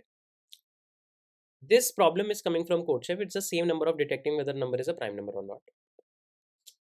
The only level of complexity that it introduces is how input and output is taken. And this type of complexity might get introduced in front of you. In some of the online tests, you might be already given the code to handle the input and you just have to implement the core logic. Sometimes you have to handle the input also, and then input can come in some complex ways. So we should be prepared for that, right? So let's just read the question. The question says that Alice is very fond of prime numbers. Given a number, she wants to determine whether it is prime or not. If the number is a prime number, she wants to know that which prime number it is, right?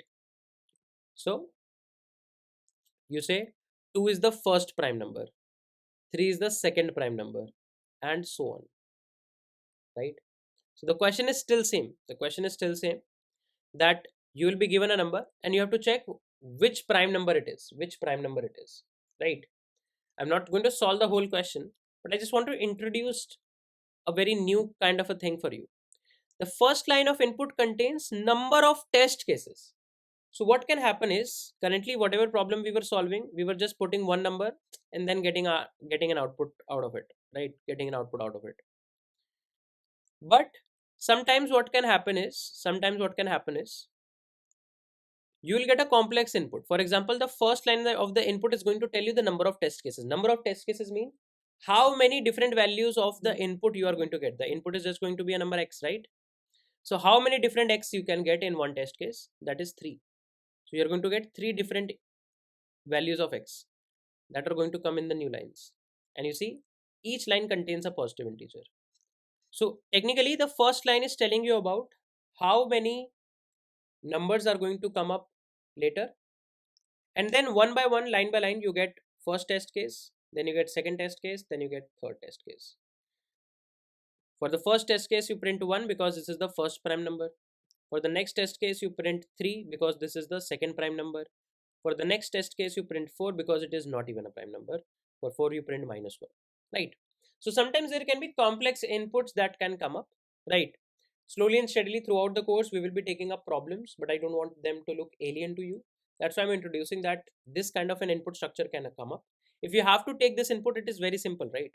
All you have to do is, let's say you prepare a variable t, you take the input of t, and you say while t is greater than 0, every time you do t minus equals to 1, and then here you can start processing x, stdc in x, right? So first line will take the input of 3, then it will go inside the for loop, while loop. Is t greater than 0? Yes. So you take the input of x and let's say do some processing on x, process x. Once you have calculated the output for this x, you reduce t, and then you go back to the loop. Then when you go back to the loop, you initialize x again with a new value. So let's say you get a new value 3, and so on. So this type of an input you can write, right? And here in this process, below this process and above this t minus equal to 1, you can actually write your processing code. So this kind of an input structure might come up, right? We are going to discuss the problems, right? This can be a very good takeaway problem, that how can you detect this? There are multiple ways in order to detect the first prime number, second prime number, which prime number it is, right? We are going to discuss few of those strategies later also, right? But the main agenda of showing this question was to show you that there can be different set of input output criterias. So this is a new question in front of us.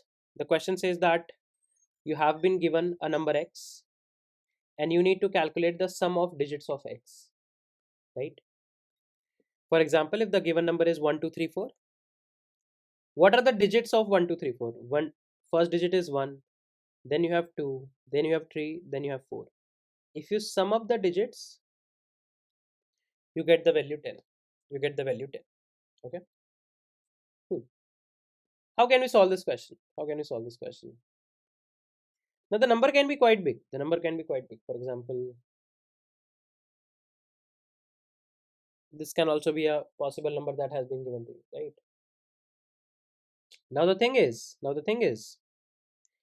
how we will iterate over every digit, because we have to take up the sum. So we have to technically apply a loop, right? There is an element of repetition that every time go to a digit, add it to your answer, go to a digit, add to your answer, go to a digit, add to your answer, and so on. But the question that arises is how to iterate over all the digits. That's a bigger question. That's a bigger question, right? So for example, let's say you have a number 2136. Okay, this is the given number x. Now I want to iterate over all the digits, one by one extract the digits and then just add it to my answer. Okay, cool.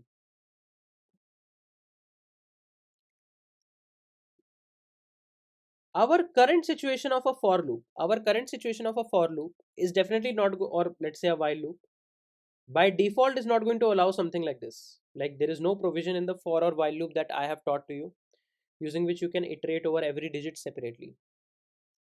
So we need to like somehow get things our way. We need to somehow figure out the way to extract the digits out of the number, right? We need to somehow extract the digits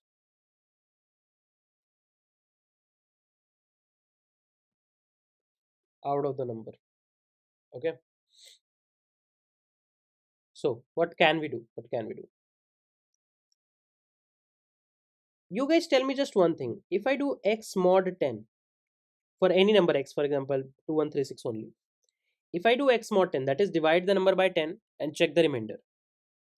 For 2136, if I do 2136 mod 10, what will be the answer? Just think about it. Divide 2136 by 10. 10 twos are 20. 1. 10 1 is 10. 3. 10 threes are 36. And that's it. Can I say the remainder? If you divide the number by 10, if you divide the number by 10, the remainder of the number is the last digit. Can I say we will be able to extract out the last digit? Yes or no? And you can take just any example. For example, 452 mod 10, you will get the answer as 2. 3133 mod 10, you will get the answer as 3. So with any number x, if you do x mod 10, you will get the last digit of x. Can I say that? Right. So if let's say the given number was 4136 and you did x mod 10, you got 6 here. So you can just add 6 to your sum. Let's say I am maintaining a sum. You can add 6 to your sum. So we have successfully added our last digit. Very good. Now how can I extract 3? we have added our last digit. Now, what about the second last one? What about the second last one? Now, how can I extract the second last digit? I just know how to extract the last digit. How can I extract the second last digit? How about I just eliminate the last digit and reduce my number to 413 and repeat the process of doing mod 10, so I will get an access to 3. Can I say that? How about we eliminate the last digit? How about we eliminate the last digit? So first of all, how can you eliminate the last digit? How about if you do x by 10? If you do 4136 by 10 in C++, this will reduce it to 413. You remember, right? In division, we get the floor value. In division, if you do a by b, then you get the floor value of a by b. So technically it will be division by 10 will be what? 413.6, right? If you do a floor value, that is a integer value just lesser than 413.6 is 413. Can I say if I do x by 10, you are able to reduce the number such that you have eliminated the last digit? And now I can repeat the process. If you do 413 mod 10, you will get 3 out of it, and you can add 3 to your sum, and then just repeat the process, you do 413 by 10, you get 41. On 41 you do mod 10 and you extract 1, and so on and so forth. So what I'm trying to say is if let's say you are given a number 4136, what you can do is every time you can calculate a remainder by doing x mod 10. In your final sum variable you can add this remainder, and then you can reduce the value of x to be x by 10. If initially it was 4136, 4136 by 10 will be 413, and 413 will be assigned to x, right? So initially it is 4136, then we will reduce it to 413, then we will reduce it to 41, then we will reduce it to 4, and then we will reduce it to 0. Once we have reduced it to 0, there is no point of continuing with the algorithm. So we say while x is greater than 0, you continue with the algorithm. That's it. Using this simple while loop, we will be able to extract all of the things. Let's take an example of 4136 only. So let's say we have a sum variable equals to 0. We check, is x greater than 0? Yes. So extract a remainder. What is remainder? 4136 mod 10 is 6. You add 6 to the sum, so sum plus 6 it becomes. And then you do x is equals to x by 10. X reduces to 413. And then you go back to the while loop. Is 413 greater than 0? Is 413 greater than 0? Yes. So you can extract the remainder. Remainder is 3 now. You add 3 to the sum. And then x is equals to x by 10. What is x by 10? 413 by 10 will be 41. So you assign 41 to 10. So this becomes 41. Now you check. Is 41 greater than 0? Yes, it is. You extract the remainder. 41 mod 10 is 1. Then you add remainder to the sum. So you do a plus 1.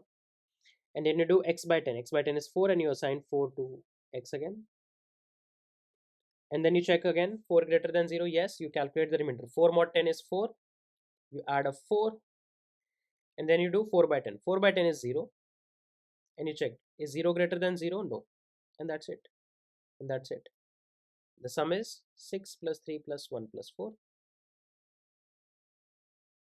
Right.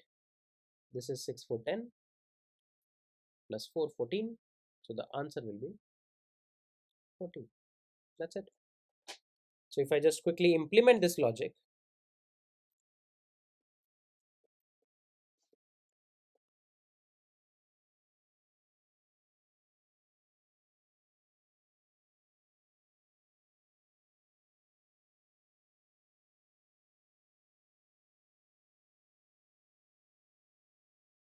We'll get an input of x.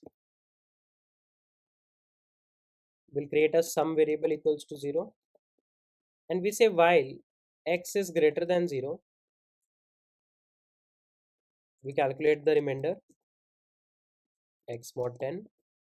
We add the remainder to the sum and we reduce x by 10. And that's it. We just print the sum.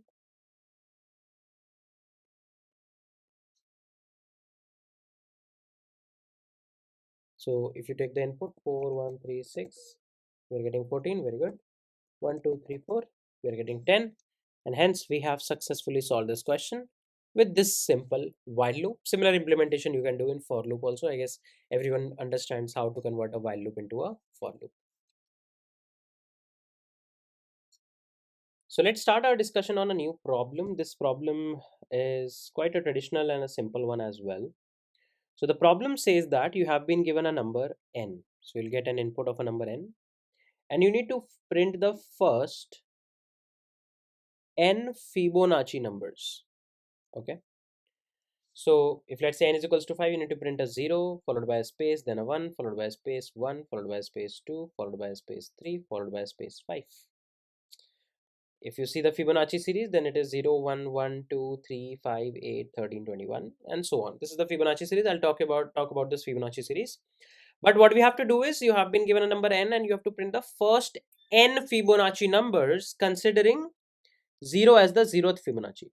If you consider 0 as the 0th Fibonacci, then what will be the n Fibonacci numbers that you have to technically consider? Okay. Now, how can we solve this question? So what are Fibonacci numbers? What are Fibonacci numbers? If you carefully take a look at the Fibonacci numbers, any Fibonacci number is actually the sum of the previous two Fibonacci numbers. See, 2 plus 3 gives you 5. 1 plus 2 will give you 3. 5 plus 3 will give you 8. 8 plus 5 will give you 13, and so on. Any nth Fibonacci number is the sum of the previous two, just previous two Fibonacci numbers. If let's say f of n denotes nth Fibonacci number, then it will be equal to f of n minus 1 plus f of n minus 2. That is the sum of the n minus 1th Fibonacci number and n minus 2th Fibonacci number except the starting values. And it makes sense, right? This formula will work for everything except the starting values, because just think about it. If you are at the first Fibonacci number, you get f of n minus 1 here. But what is f of n minus 2? There is no f of n minus 2, right? So these two are technically seed values, or you can say starting values. So for starting values, of course, this is not going to work. But for any other value of the Fibonacci number, this relationship works like a charm. You can see 21 is what? 13 plus 8 is 21. So any nth Fibonacci number is the sum of the previous two Fibonacci numbers. So if we have access to the previous two Fibonacci numbers, we will just add them and get the nth Fibonacci number. As simple as that. Now, how can we solve this question? Like, how can we actually print all these Fibonacci numbers?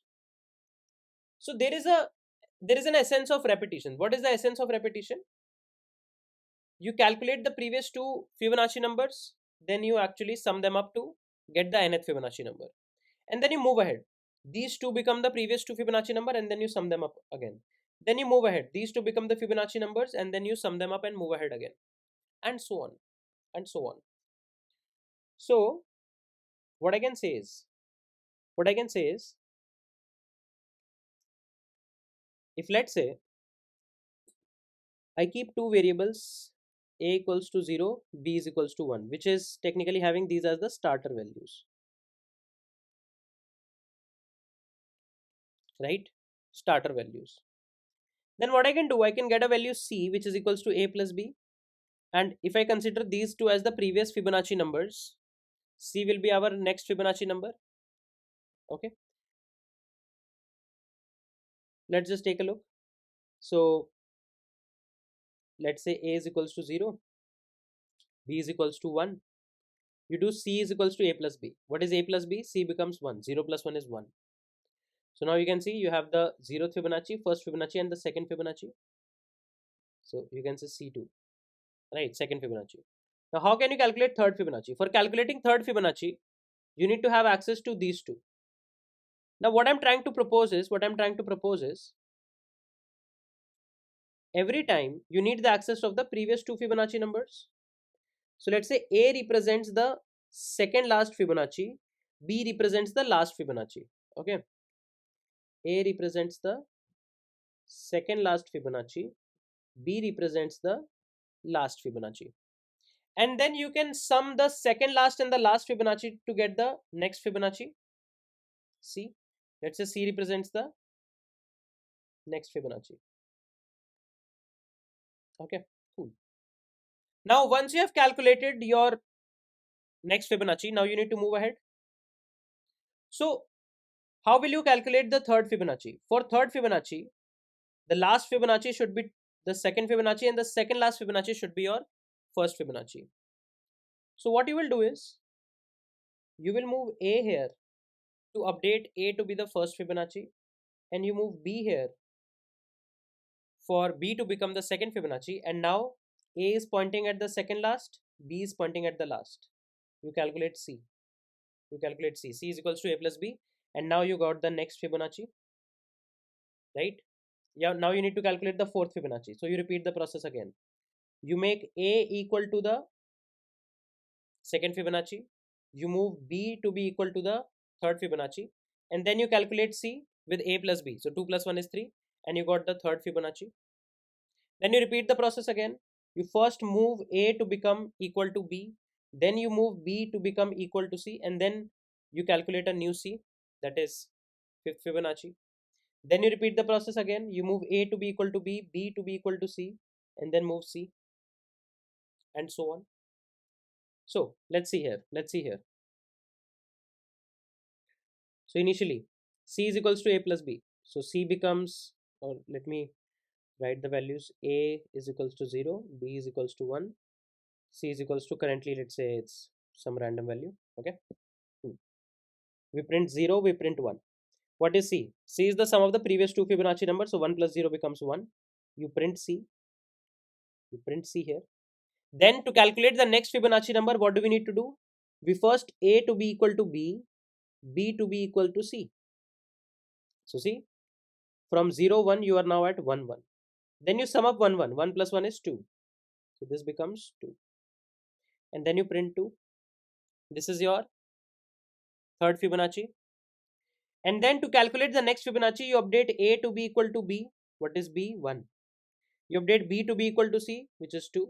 And then you update C to be A plus B. 2 plus 1, 3. And then you print 3. Right. Then you update A to be equal to B, B to be equal to C, and then C to be equal to A plus B, that is 5. And you print 5, and so on. You have to repeat this process, right?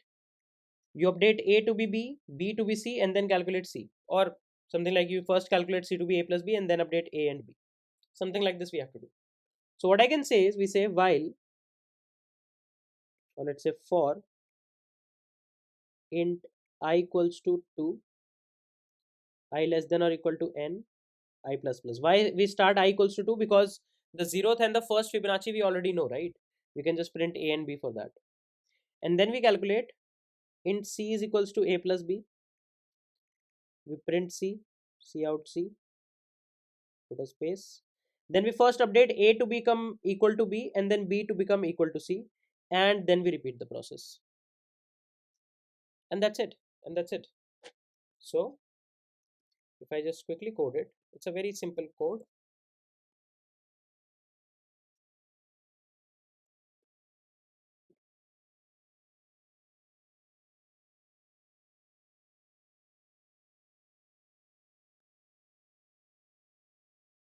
Okay. So you say int n, user will give the input of n. Okay. You say int a equals to 0, int b equals to 1. If user is just asking you to print the first Fibonacci number, then you just print a, and that's it. Else if the user is asking you to print the first two Fibonacci numbers, or let's say not like this. If they ask for the 0th Fibonacci, then if they are asked till the first Fibonacci, then you print both A and B. This you can do manually, but starting from 2, so you say else. You say for int I equals to 2, I less than equal to n I plus plus, okay, and then we say int c is equals to, we sum up the previous two Fibonacci terms, because A represents the second last Fibonacci, B represents the last Fibonacci, and then you print C, and then you do A equals to B. You assign the value of B to A, and then you assign the value of C to B, and that's it. If you run it, let's say I want fifth Fibonacci is still the fifth Fibonacci. Okay, so we are getting 1 2 3 5. Why we are getting 1 2 3 5? Where is 0 1? Because if you ask for anything beyond 1, we need to first of all print A and B also, right? Because we are nowhere printing A and B. So let's print A and B, and then start the algorithm here.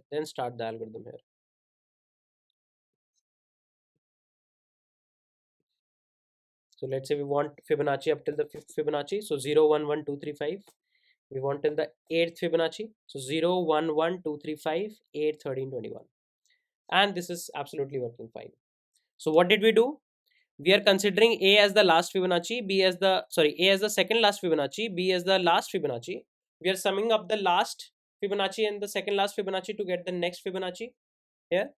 And then we are printing that Fibonacci, and then we are preparing to calculate the next Fibonacci. This is the preparation. This A equals to B, B is equals to C is actually the preparation to calculate the next Fibonacci. Because if you want to calculate the next Fibonacci, let's say you have calculated up till now, you have the 6th Fibonacci. Now if you want to calculate the 7th Fibonacci depends on 5th and 6th. A points to 4th, B points to 5th. We need to update it because A should point to 5 because that's the second last. So A will be equals to B, and B should point to 6 because that's the last.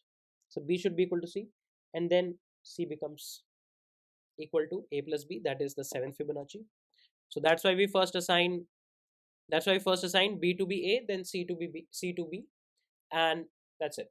That's how you calculate Fibonacci numbers, or you can say print the first n Fibonacci numbers. In the similar way, there are more questions. Like I would like to give you kind of like a takeaway question, that instead of printing the first Fibonacci number, n Fibonacci numbers, can you try to print just the nth Fibonacci number?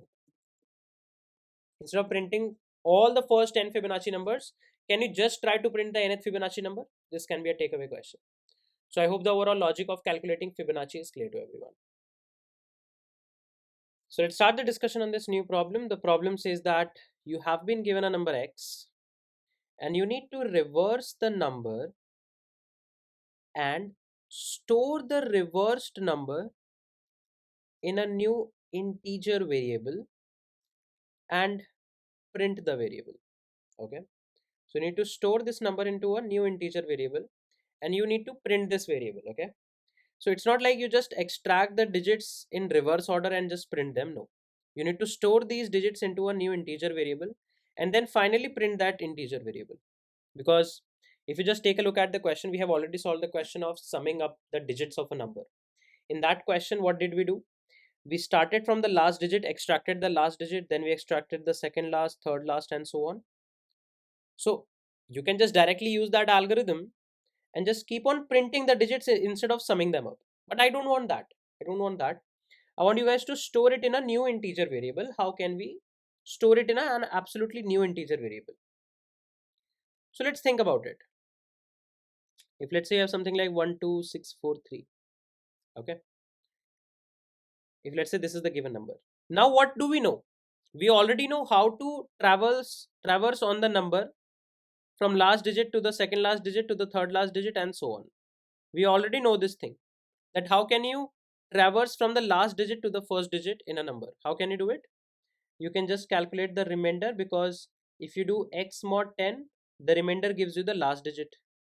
And then what you can do, you can update the number to be eliminating the last digit and get it reduced to the remaining set of digits, and then repeat the process. Now what do we want? When we get the last digit, I want to create a new number and then add this last digit to the number. Then you eliminate the last digit. Then what is the new last digit? 4. Then you add the last digit 4 here in the number, and this is going to be an integer variable. You cannot just print them. You could have just printed 3, then 4, then 6. That works fine. But I want the algorithm to work like you first store it in a variable and then you actually print it.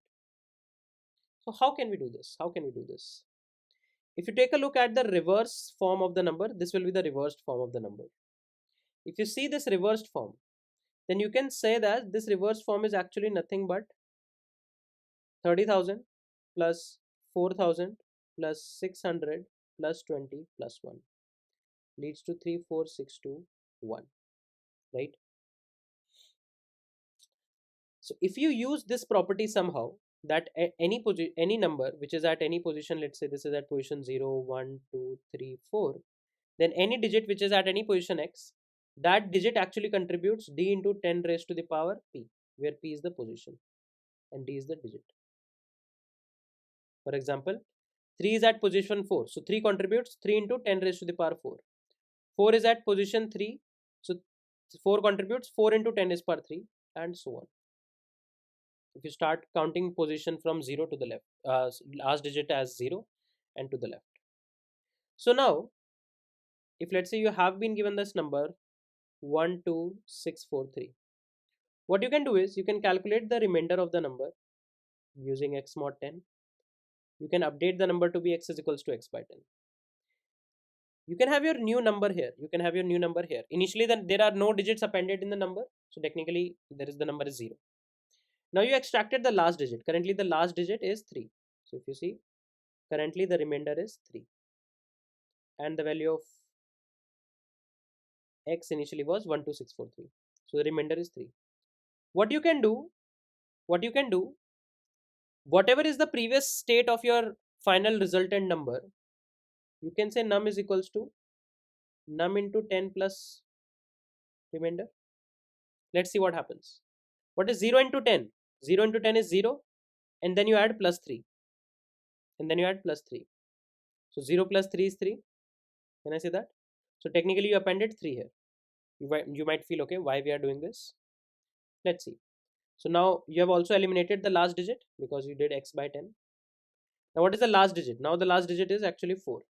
X mod 10 is actually 4, right?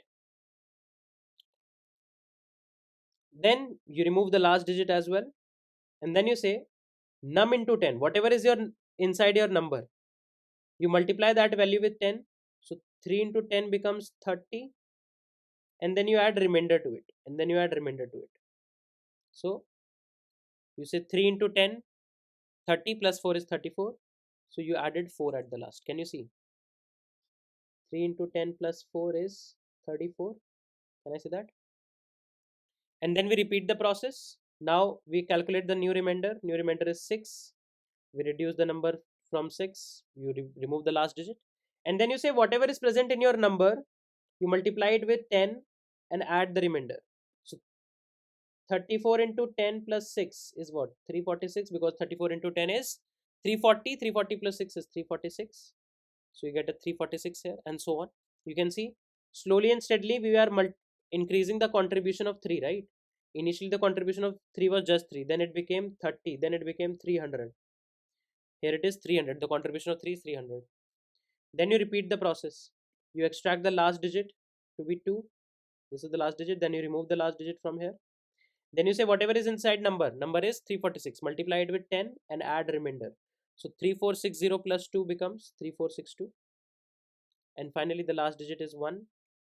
3462 into 10 is 34620 plus 1 is 34621, and that's how you get your answer, right? So if I just write a program to reverse a number, I will get everything from sum of digits. I'll get this whole code, and instead of summing up the number, I'll just say int num is equals to 0, and we say num is equals to num into 10 plus remainder, and we print num. Okay, if you run it, it expects a number 24631. You can see 13642. Then you, let's say, give 12, it gives you 21. If you give you 3, it gives you 3. 5 6 4 2 7 7 2 3 4 6 5. Now 3400 becomes 43. Why? Because the last digit is 0. 0 into 10 plus 0 is 0. Then second last digit is 0. 0 into 10 plus 0 is 0. Third last digit is 4. 0 into 10 plus 4 is 4. That's why you just got a 4 here. It's not like you're having 0043. It's not like that. You're just getting 43, and that was the expectation of the problem as well, right? If you see the problem statement, then that was the expectation as well. If you have leadings, if after reversal you get leading zeros, you need to just avoid those leading zeros. So that's how you actually reverse your number. You can just one by one go to every digit, extract the digit out, extract the digit out, re- remove that digit from the original number, and then add that digit to the new number. And whenever you add that digit to a new number, you just multiply the number by 10 and then add the remainder, because every position contributes something like 3 into 10 is per 4 plus 4 into 10 is per 3, and so on. So there are like multiples of 10 that has been contributed, so you need to add those multiples of 10, and in every iteration for every number the contribution increases. Initially the contribution of 3 was just 3, then it became 30, then it became 300, then 3000, and then 30,000, right, and so on. So this is how we can reverse a number, and I hope the overall logic of the problem is clear to everyone.